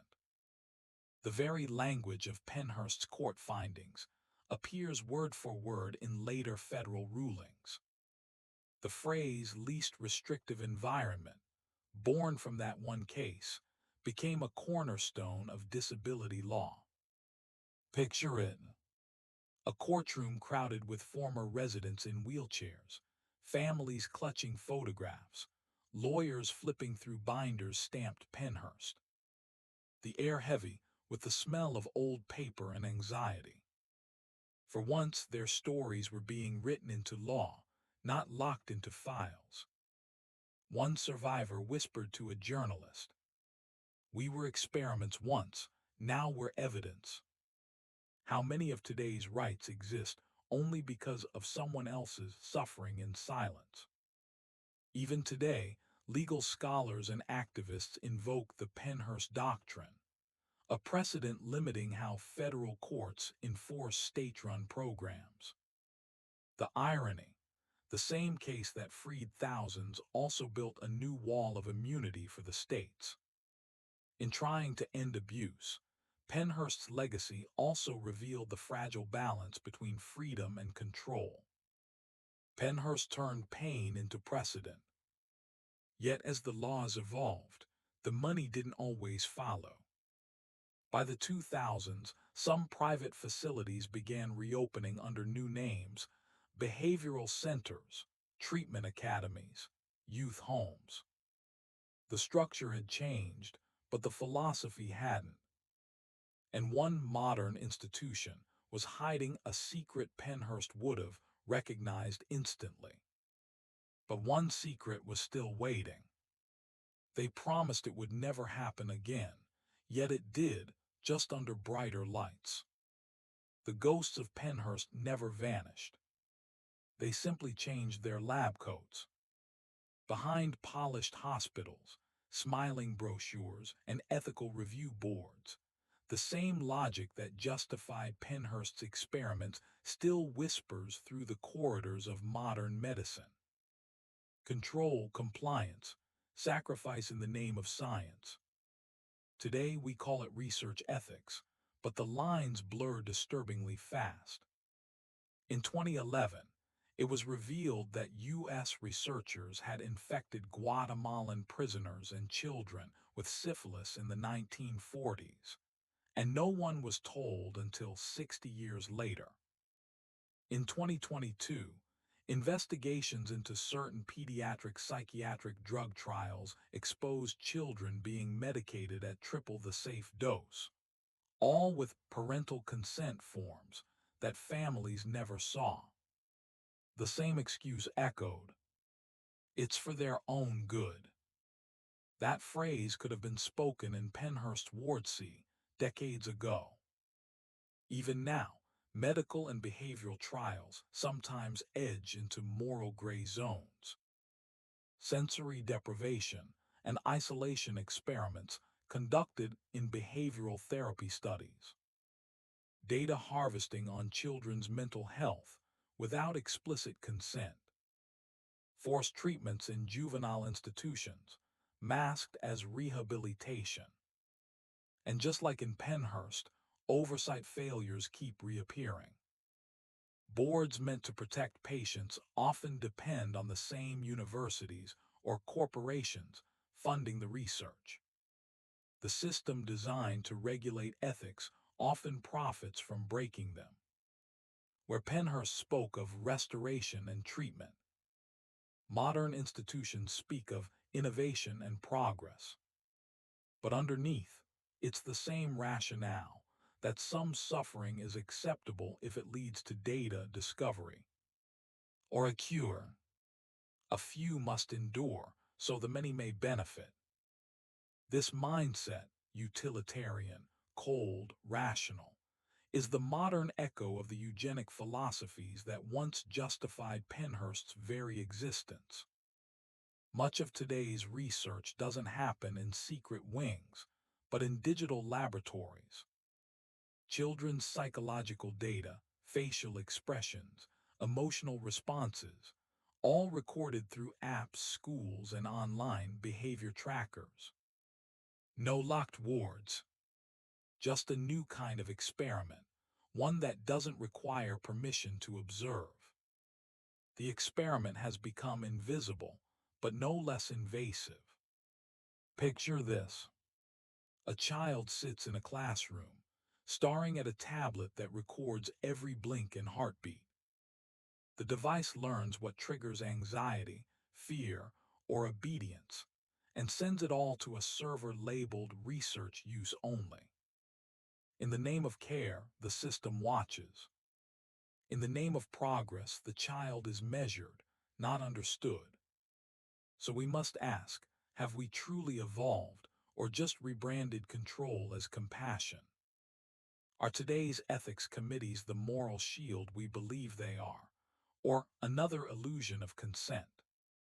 Pennhurst's ghosts don't haunt halls anymore, they haunt ethics boards. And yet, one whistleblower, a modern researcher, claimed to have found classified government funding tied to pediatric behavioral studies eerily similar to the ones shut down decades ago. Different century, same blueprint. Because in medicine, as in history, some lessons are buried, not learned. Pennhurst was built of bricks and wires. Its modern successor is built of code and consent forms. What once happened behind locked doors now happens behind login screens. There are no nurses, no syringes, just sensors, data points, and endless consent checkboxes nobody reads. But make no mistake, the same experiment continues, only now it's global, invisible, and automated. In Pennhurst's era, control was physical: iron beds, straps, isolation wards. Today, control is digital, through biometric surveillance and behavioral analytics. Modern institutions, schools, hospitals, even social apps collect heart rate, sleep, eye movement, and emotional response data in real time.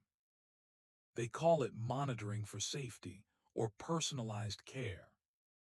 But underneath those noble words lies the same cold calculus. Observe, record, manipulate, correct. Every click, heartbeat, and facial twitch feeds into vast machine learning systems designed to predict and shape behavior. Just as Pennhurst measured obedience through tests and punishments, modern algorithms measure compliance through data. Pennhurst once sorted children as normal or defective. Today, AI sorts them as high risk, low engagement, emotionally unstable.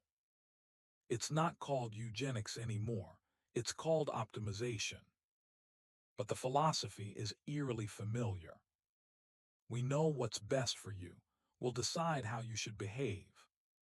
Modern wellness programs and institutions quietly gather biometric data to predict mental breakdowns or aggression.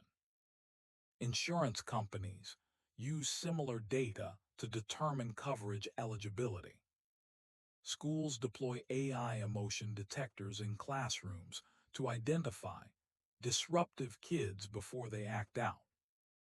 It's Pennhurst's philosophy, reborn as software. In the 1930s, experiments were buried under false medical reports. In 2025, they're buried in terms of service agreements. Every smart device, watches, cameras, behavioral trackers for children with autism, sends streams of biometric data to private databases. Those datasets are used for research purposes by universities, pharmaceutical firms, and even government labs. All with permission, of course. But whose permission? A parent, the institution, the child. At Pennhurst, consent was an afterthought. Now it's an illusion buried under a checkbox. Modern trials don't require captivity. They only require connectivity.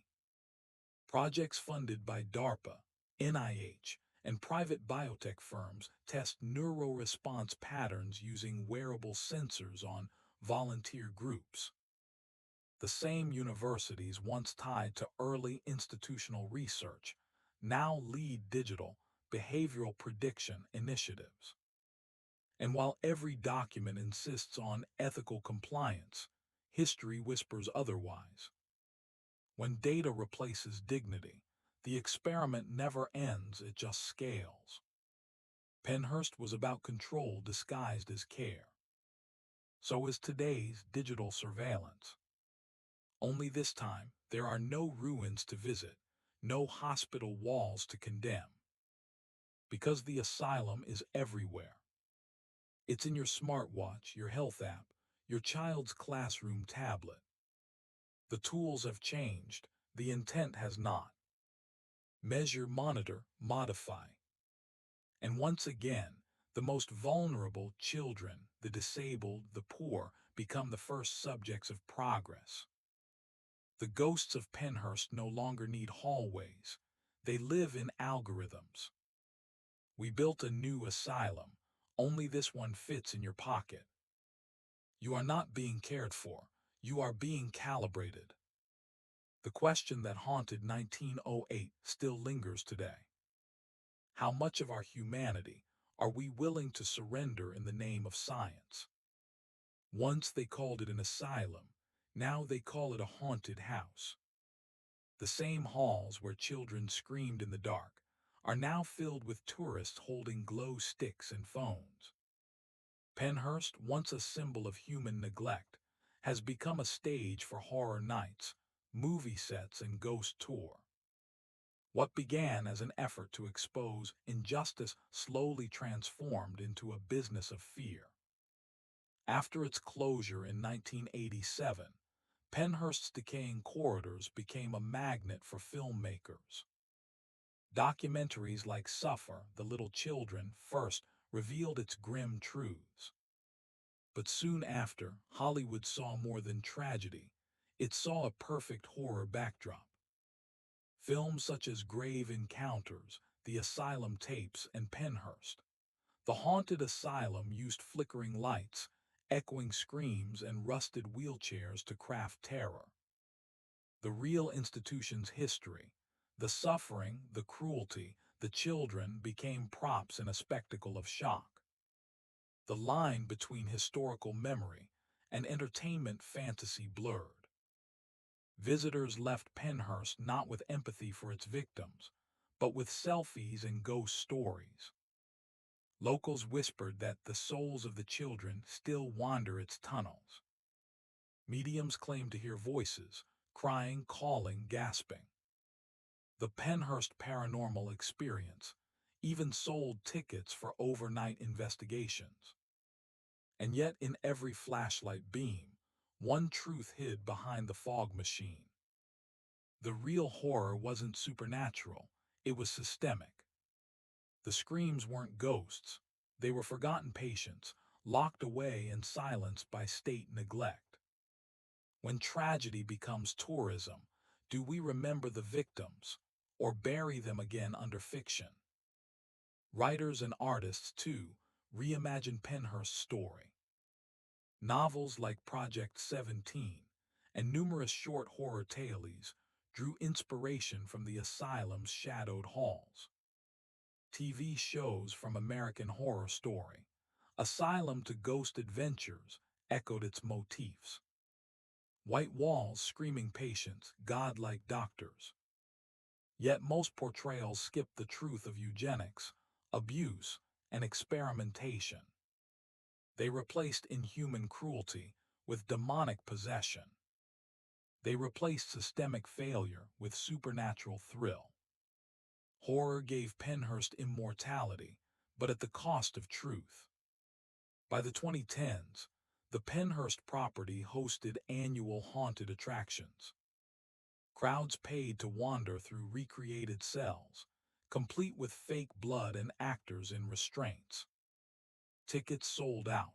The media called it the scariest place in America. But behind the fog and profit, disability advocates raised an uncomfortable question. Should a site of real suffering be turned into entertainment? Many survivors felt violated twice, once by the institution, again by its exploitation. The laughter, the thrill, the Halloween screams, all standing where thousands once lived without rights. And yet Penhurst's afterlife reveals something profound about us. Our obsession with haunted asylums isn't about ghosts, it's about guilt. We fear these places because deep down, we know what happened there was human-made. We turned pain into spectacle, then called it closure. From documentaries to TikTok urban explorers, Penhurst has become a mirror, reflecting how easily society forgets the living when it prefers the thrill of the dead. The ghosts of Penhurst aren't haunting us, we're haunting them. Pop culture immortalized Penhurst, but distorted it too. Behind every haunted corridor, truth still waits, silenced by applause and camera flashes. But one secret was still waiting, the archives no one was supposed to find. They sent their children away and never saw them again. For decades, letters went unanswered. Photographs were returned unopened. Entire families in Pennsylvania and beyond lost track of sons and daughters who had simply disappeared. The state called it care. The truth was a quiet form of erasure. In the 1930s, when a child was labeled feeble-minded or epileptic, parents were often told that institutionalization was for their own good. Doctors promised education, discipline, and safety. But once those children crossed the gates of Penhurst, they became property of the state. Most parents never knew they were signing away all visitation rights. Some were told their children were too unstable to receive visitors. Others were simply discouraged until they stopped coming. One surviving mother's letter from 1941 reads, "I have written 3 times this month to ask about my boy, but they tell me he is improving and cannot right himself. Please, if he can, let me hear his voice." She never did. Years later, when descendants searched for their lost relatives, they found empty folders, missing pages, and blacked-out names. Many family archives were destroyed when Penhurst's administrative building caught fire in the 1950s, or so officials claimed. Activists later discovered that large portions of records were shredded after the closure in the 1980s, suggesting deliberate concealment. Even basic details, birthdays, causes of death, burial locations, vanished into smoke. In rural Pennsylvania towns, families whisper about aunts or cousins who went to Spring City and were never spoken of again. The shame of disability and institutionalization became a generational silence. Today, genealogists and advocacy groups have turned to digital archives, DNA databases, and oral history projects to reconnect families. At the Penhurst Memorial and Preservation Alliance, relatives gather once a year, holding faded photos of children who never grew old. What does it mean to mourn someone whose grave you can't find? Some families have found names etched into forgotten ledgers, others only initials carved into field stones. Each rediscovered identity becomes both a victory and a wound reopened. For many descendants, the search isn't about closure, it's about restoration. Reclaiming the story means reclaiming dignity stolen by bureaucratic cruelty. One granddaughter wrote online, "I used to believe my grandmother was an only child. Then I found her brother's name, patient 1147. I don't want his story to end as a number." Family reunification isn't always joyful. Some discover their relatives were subjected to drug trials, sterilization, or electroshock therapy. Truth offers peace, but also unbearable weight. Today, similar stories emerge from foster systems, refugee centers, and state hospitals where families lose track of children amid bureaucracy and red tape. The mechanisms have evolved, but the silence remains hauntingly familiar. Pennhurst's lost families remind us that behind every policy, there is a bloodline that bleeds quietly. You can erase names, but not blood. Now, decades later, families aren't just finding names. They're uncovering photographs, diaries, and forbidden files once thought destroyed. But one secret was still waiting, inside the photographs that should never have existed. They called themselves doctors, but in those halls they played God. Behind the barred windows of Pennhurst, science wasn't used to heal, it was used to dominate.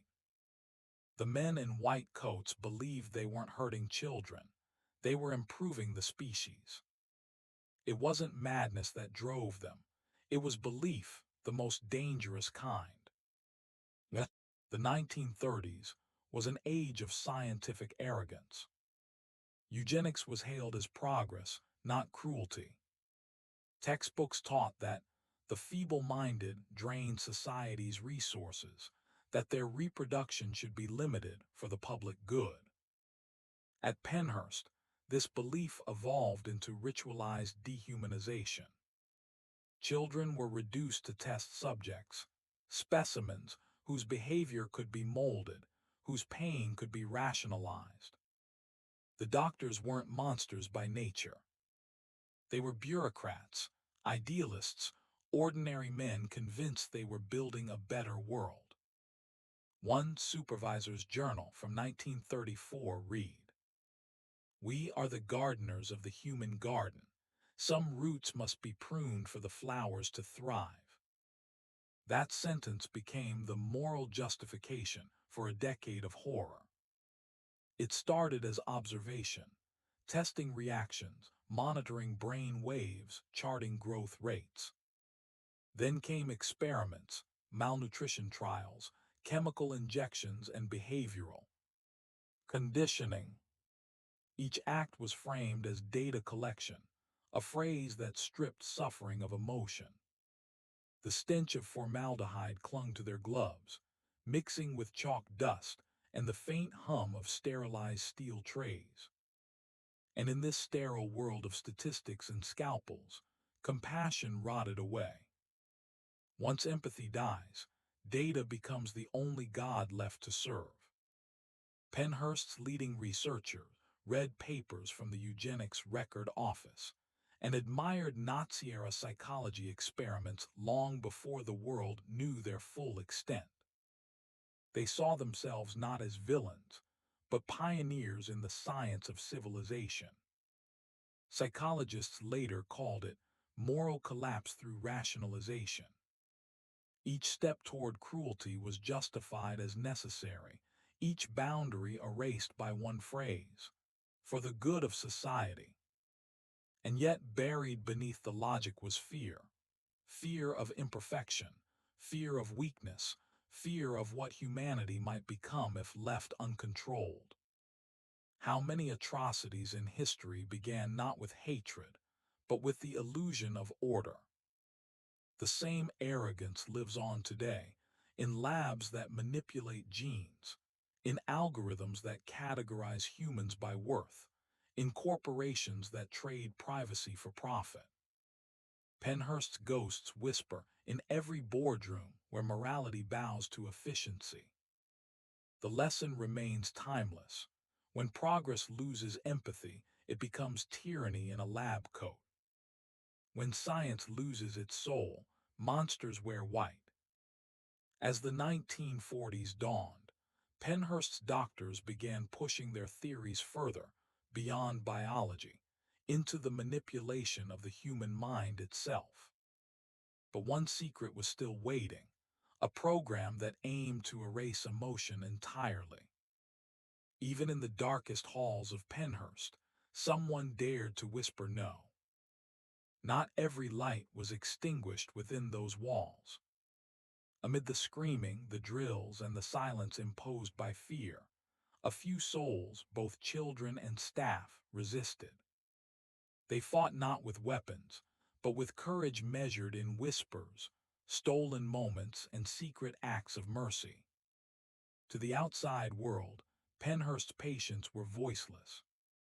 Inside, they built a hidden language, knocks on pipes, finger taps through walls, and coded humming across the dormitories. It was how they warned each other when experiments were coming. One survivor later described it as a rhythm of hope. 3 knocks meant hide, 2 meant it's safe. What doctors dismissed as nonsensical noise was actually a network of resistance. Children smuggled bread from meal trays to the weaker ones. Older boys blocked doors during punishments to buy a few seconds of mercy. Girls learned to hide scars with bandages, so investigators wouldn't see the truth. In a place built to erase identity, they protected each other's humanity.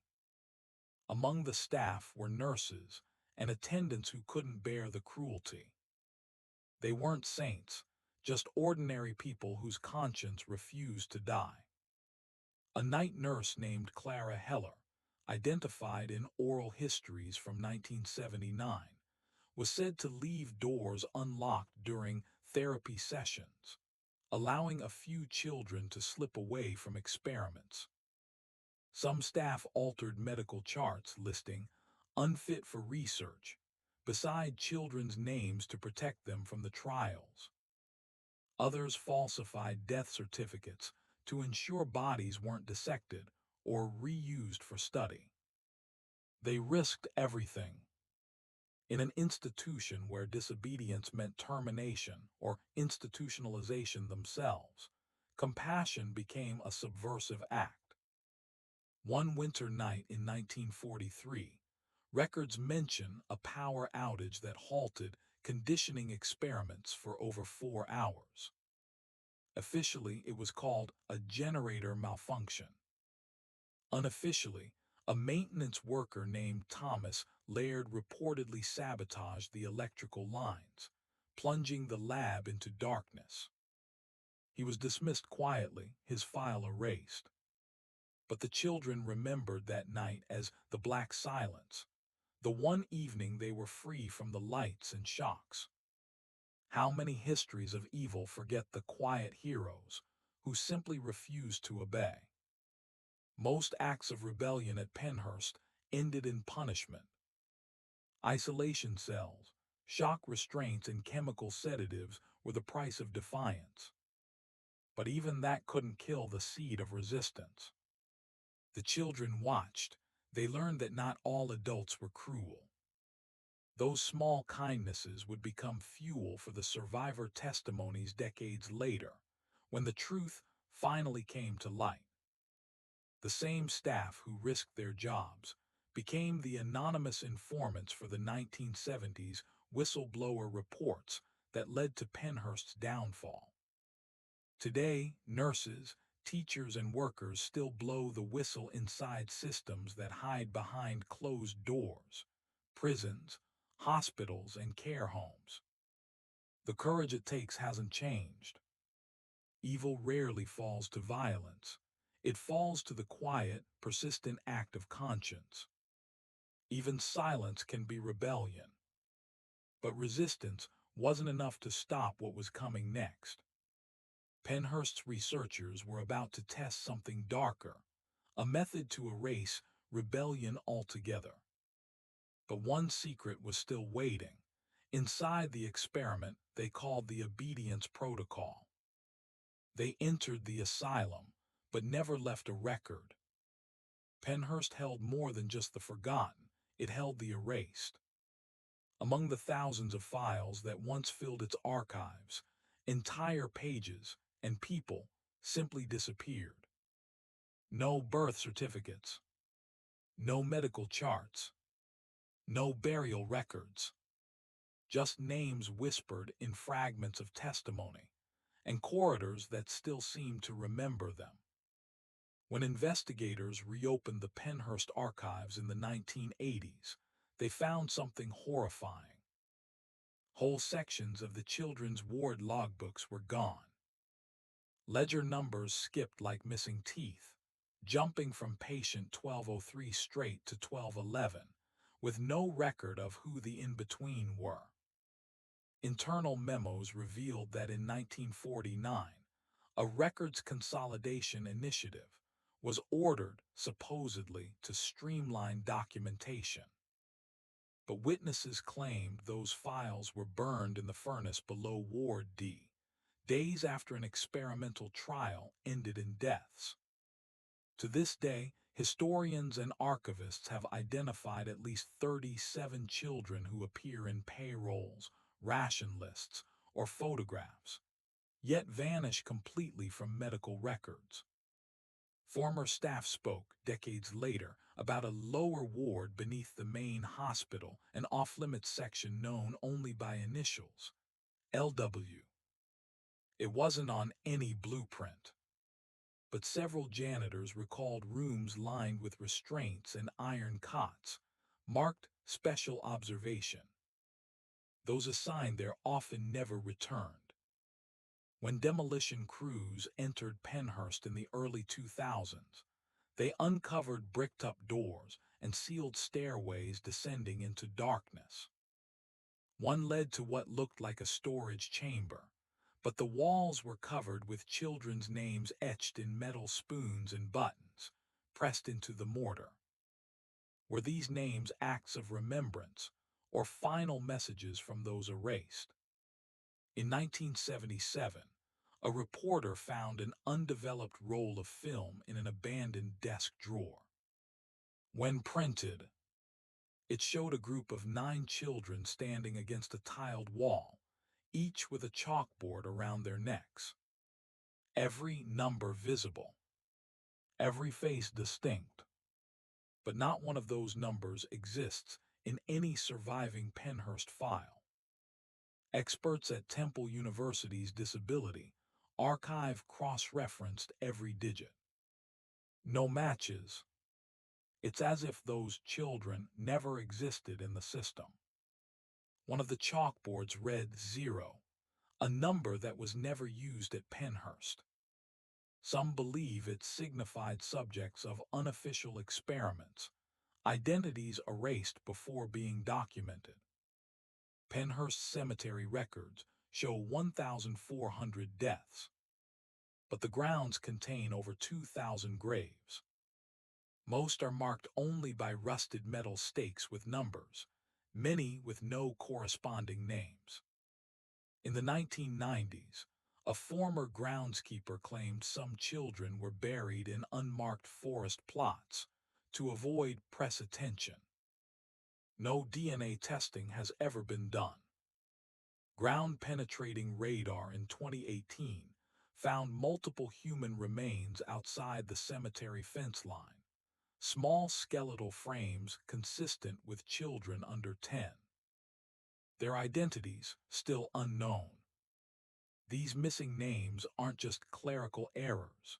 They're the shadows of a system that believed some lives weren't worth recording. They represent the truest horror of Penhurst, the silence of the uncounted.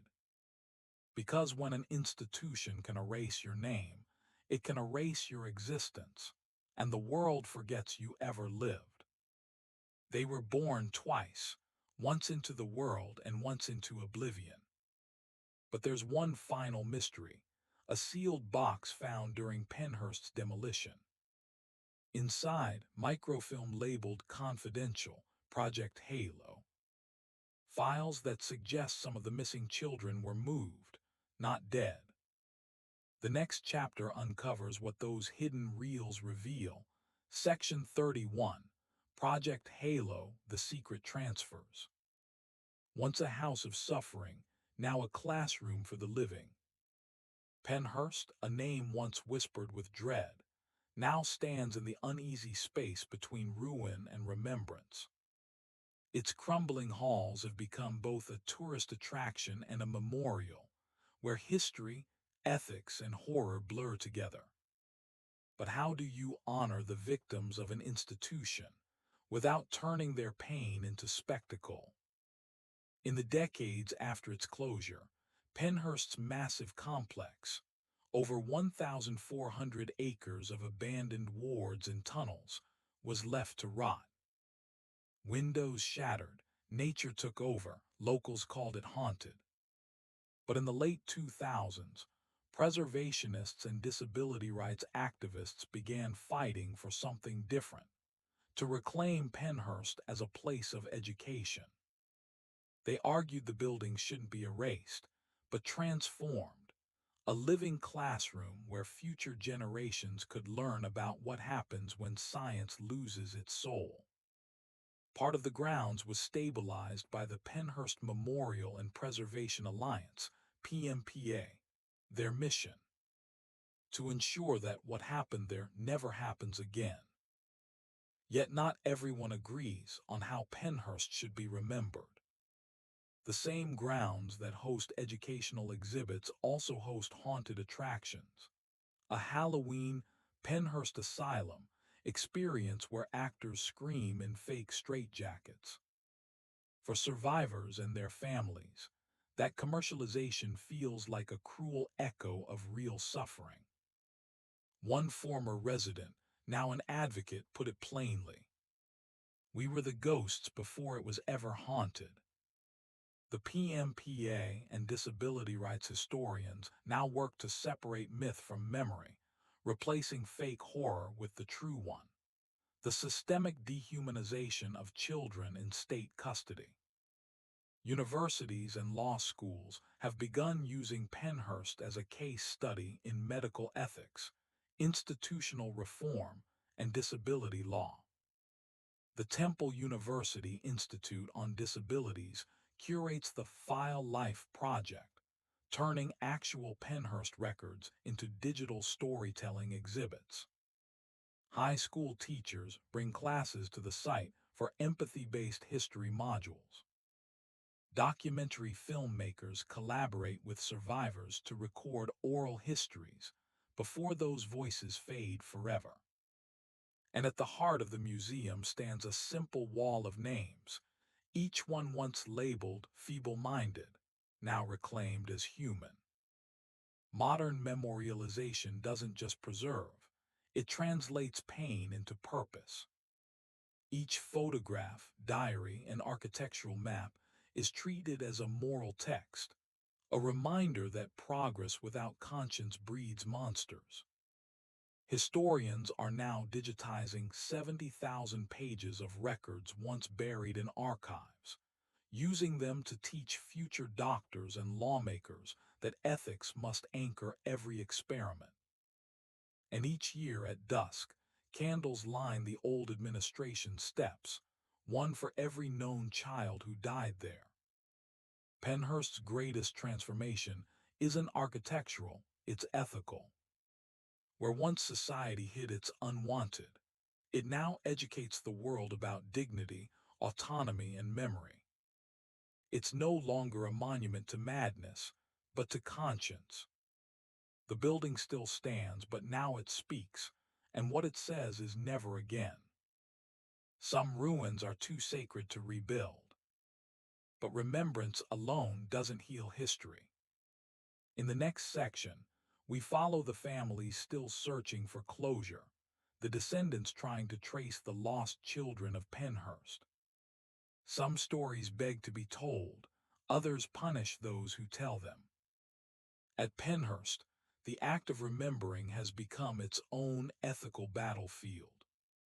How do you expose the horrors of the past without exploiting the pain of those who lived it? How do you honor the dead without letting their suffering become a stage? When activists began collecting survivor testimonies, they faced a question few historians ever ask: where does education end and re-traumatization begin? For many survivors, recounting their time at Penhurst felt like reopening wounds that never fully healed. The smell of bleach, the clang of metal doors, the echo of distant screams, every detail could pull them back into the darkness. And yet, without their stories, the truth risked vanishing into silence once more. We owe them memory, one curator said, but we also owe them mercy. Some memories are still censored, not by governments but by empathy. Archivists have discovered thousands of records too graphic or dehumanizing to publish. Photographs of children bound to hospital beds, research notes describing failed trials, and autopsy reports that read like confessions of cruelty. So what should be revealed? Every gruesome detail, or just enough to make people understand. It's a moral tightrope, where both silence and spectacle can betray the victims. Modern memorial teams at the Pennhurst Museum debate daily. Do they show the instruments used for experimentation, the photographs, the sound recordings of distress? Some argue the full truth must be displayed, so future generations never repeat it. Others warn that graphic exposure can turn education into voyeurism. Is it ever ethical to recreate suffering, even to prevent it? To balance this, the museum now uses immersive sound design rather than real imagery. Visitors hear muffled cries through walls. The hum of fluorescent lights, the slow drip of leaking pipes. It forces reflection, not shock. Remembering becomes its own kind of experiment, emotional, not medical. Each visitor becomes both witness and subject, tested on how much truth they can bear. Moral responsibility shifts from the institution to the individual. The question is no longer what happened here, but what will you do with what you've learned? This dilemma echoes in today's digital age, where viral true crime content and trauma documentaries risk turning human suffering into entertainment. Even algorithms reward outrage over understanding. In a strange way, Pennhurst's story predicted the age of ethical blindness, where empathy must fight for attention in the noise. To remember ethically is to stand in two worlds, one of horror, one of hope. Pennhurst teaches that remembrance is not about reliving the pain, but protecting its lesson. The past must not be erased, but neither can it be consumed. We don't look away out of fear, said one survivor. We look away so the memory can rest. Remembering is not revenge, it's resistance. But one secret was still waiting, the stories of those who chose to speak, not for fame or closure, but to ensure Pennhurst would never die in silence. History doesn't repeat itself, it hides, waiting for new names. We tell ourselves Pennhurst could never happen again. But what if it already is, just cleaner, quieter, and funded by the same kind of progress that justified it the first time? Across the United States, new behavioral facilities and developmental centers are rising with glowing mission statements and sterile walls. Yet beneath that modern language lies the same dangerous architecture of control, overcrowding, underfunding, and unchecked power. Inspectors visit once or twice a year. Audits are paper deep. Staff turnover erases accountability. And digital records, instead of protecting patients, now hide abuse behind encrypted systems and medical privacy laws that make whistleblowing nearly impossible. Oversight is a ghost, said one former investigator. It's there, but you can't touch it. The same excuses Pennhurst used for their own good, therapeutic research, state care, still exist in policy today. Only the vocabulary has changed. Children in modern behavioral programs are still restrained, medicated, and isolated for stabilization. Adults with disabilities are still placed in institutions when families can't cope. And experiments on behavior, funded by private tech companies studying human response, have begun again, this time through screens and data. Today's oversight failure isn't built of stone and iron. It's coded in algorithms and policy briefs. Biometric tracking in schools, emotional response monitoring, AI correctional programs, all in the name of safety and progress. If the next Pennhurst doesn't have walls, how will we know where it begins? Smells of disinfectant have been replaced by the sterile hum of servers. The sound of rattling keys replaced by the silent gathering of data. Control has evolved, not vanished. Even the watchdogs are compromised. Many ethics review boards rely on funding from the very institutions they're meant to monitor. And when parents or journalists raise alarms, they face the same wall of polite denial Pennhurst survivors once met. You're exaggerating. It's not abuse, it's treatment. The pattern is horrifyingly familiar. The system apologizes only when it's too late to save anyone. In 2022, a federal report exposed multiple U.S. youth care facilities with unreported deaths and behavioral correction rooms. Globally, scandals in France, Japan, and the UK revealed hidden institutions where disabled or orphaned children were tested for new drugs under state contracts. It's a chilling echo of Pennhurst's logic: progress without conscience, innovation without soul. Technology advanced, wrote one ethicist, but morality lagged a century behind. Pennhurst's lesson is not history, it's prophecy. Every generation builds new systems believing they are immune to the sins of the past. But every unchecked institution eventually repeats them. Evil rarely returns in the same uniform, said a historian. It just learns the language of progress. The next asylum won't have walls. But one final reckoning was still waiting. The moment when Pennhurst's ghosts would rise again, not in the halls of the past, but in the headlines of the future. Some wounds don't close, they grow roots. For decades, Pennhurst survivors carried invisible scars, not just from what was done to them, but from being told it never happened. But as time began to expose the truth, so too began the slow, fragile process of healing, a journey not of forgiveness, but of reclamation. When the gates of Pennhurst closed in 1987, most former residents were released with little more than a file and a bus ticket. Some found families again. Others vanished into halfway houses and quiet corners of forgotten towns. It wasn't therapy that began their healing, it was voice.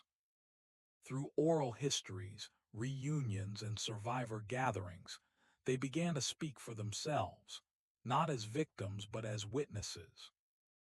Their words broke the silence that had long defined them. "We were never broken," said one survivor, "just buried."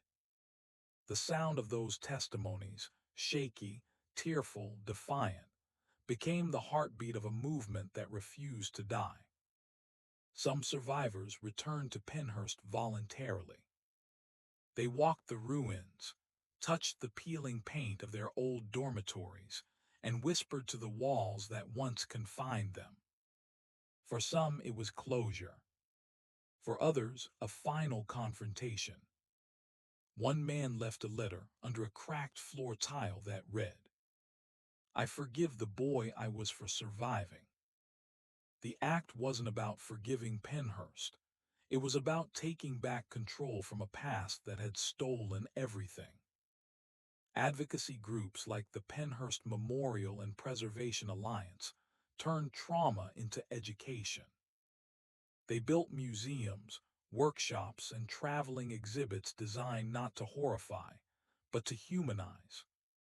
Every photo, every artifact, Every name etched on the memorial stands as proof that these lives mattered beyond the experiments and reports. Reparations have been slow, fragmented, and symbolic, state apologies, funding for mental health initiatives, and public acknowledgments of wrongdoing. But survivors say real justice isn't money. It's dignity, the right to be remembered as human, not as subjects. Healing isn't only for the survivors, it's for society. Pennhurst's legacy forced America to confront how it defines normalcy, care, and progress. Every disability rights law, every institutional reform, every ethics board is a quiet act of collective redemption. A promise that cruelty in the name of science will never again go unanswered. Can humanity ever redeem itself from the sins it rationalized as mercy? Even now, survivors gather each year under the fatting sign of Pennhurst. They plant flowers, they pray, and in the silence that follows, you can almost feel the air shift, not in sorrow but in reclamation. We survived the experiment, one woman said softly. Now we are the evidence. Healing begins when silence ends. But one question still lingered. If redemption is possible for survivors, can a nation haunted by its own cruelty ever heal as well? For decades, one name stayed buried until now. The greatest secret of Pennhurst was never in the tunnels, nor in the experiments. It was in the signatures, hidden in ink, stamped with authority, and approved by someone who claimed to protect the very children they condemned. In 2019, a researcher combing through declassified Pennsylvania health archives uncovered a set of sealed correspondences labeled Departmental Confidential, 1935. Inside were letters between Dr. William H. Spencer, Pennhurst's medical director at the time, and the state's chief welfare commissioner, a man later appointed to the U.S. Public Health Service in Washington. The letters revealed something chilling. Pennhurst's experiments weren't rogue science. They were authorized. The goal: to create controlled developmental responses in children by manipulating isolation, nutrition, and light exposure. Research meant to support national eugenic policies and later, wartime behavioral studies. Subjects exhibit docility after sustained deprivation. One line read. Recommend continuation with state discretion. The man who signed off on these trials went on to influence federal child welfare policy in the 1940s. His name, Dr. Albert T. Marin. He authored the Model Institutions Act, a cornerstone for post-war residential care, used in over 27 states. That means the Pennhurst method, once considered criminal, quietly became standard procedure across the country. America didn't just cover up Pennhurst. It replicated it. When journalists cross-referenced Marin's later work, they found he had also advised early Cold War psychological studies under the Office of Naval Research, experiments focused on human compliance and emotional conditioning. Some of those same researchers later joined Project MKUltra. Suddenly, Pennhurst's shadow stretched far beyond Pennsylvania. The same theories that targeted feeble-minded children were later used to test soldiers, prisoners, and psychiatric patients. The experiment never ended, one historian whispered. It just changed subjects. How many of today's ethics foundations were built on the bones of forgotten children? Even more disturbing, descendants of Marin's family still hold advisory positions in national health organizations. His name, once erased from Pennhurst's records, reappears quietly in modern committees. It's a ghost that never left the system, just learned to wear a suit. The whistleblower who uncovered these letters wasn't a stranger to Pennhurst. She was the granddaughter of one of the children listed as Subject 34A. She spent her life researching a name she didn't know belonged to her own family. When she found the letters, she realized her grandfather's suffering had helped shape the nation's health policy. Her final words in an interview were simple. "The past isn't gone, it's in our DNA." Pennhurst's ghost wore a government badge. The revelation shattered every notion of Pennhurst as a local tragedy. It wasn't one institution, it was a prototype, a blueprint for control, exported nationwide. But one secret was still waiting, the final name on the list, the one signed in Washington. Silence. That's what Pennhurst became after the last doors were locked. No screams, no laughter, no records of the lives that once filled those halls.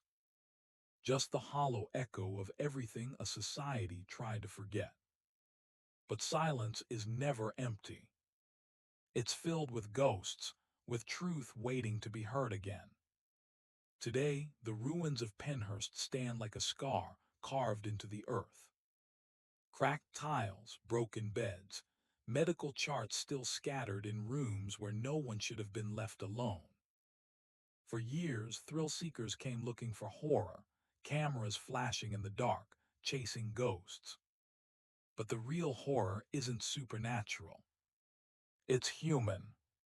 Because Pennhurst wasn't a haunted house. It was a mirror, showing what happens when compassion is replaced by control. The true story of Pennhurst forces us to ask the hardest question of all. How many times must history whisper before we finally listen? Every generation builds its own version of an institution. Sometimes it looks like a hospital, sometimes like a detention center, and sometimes like a digital screen. Pennhurst teaches us that evil doesn't always come dressed as cruelty. Sometimes it comes disguised as care. And when a system begins deciding who deserves love, freedom, or dignity, that's where the next Pennhurst begins.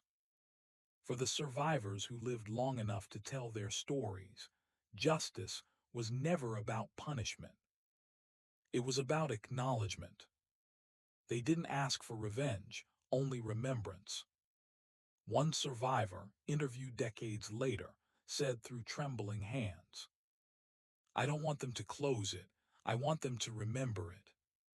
Because forgetting is the final death. Remembering is the only resurrection. Pennhurst is not just a story of cruelty, it's a warning carved in stone. When power meets fear, humanity disappears. When convenience outweighs conscience, children become experiments.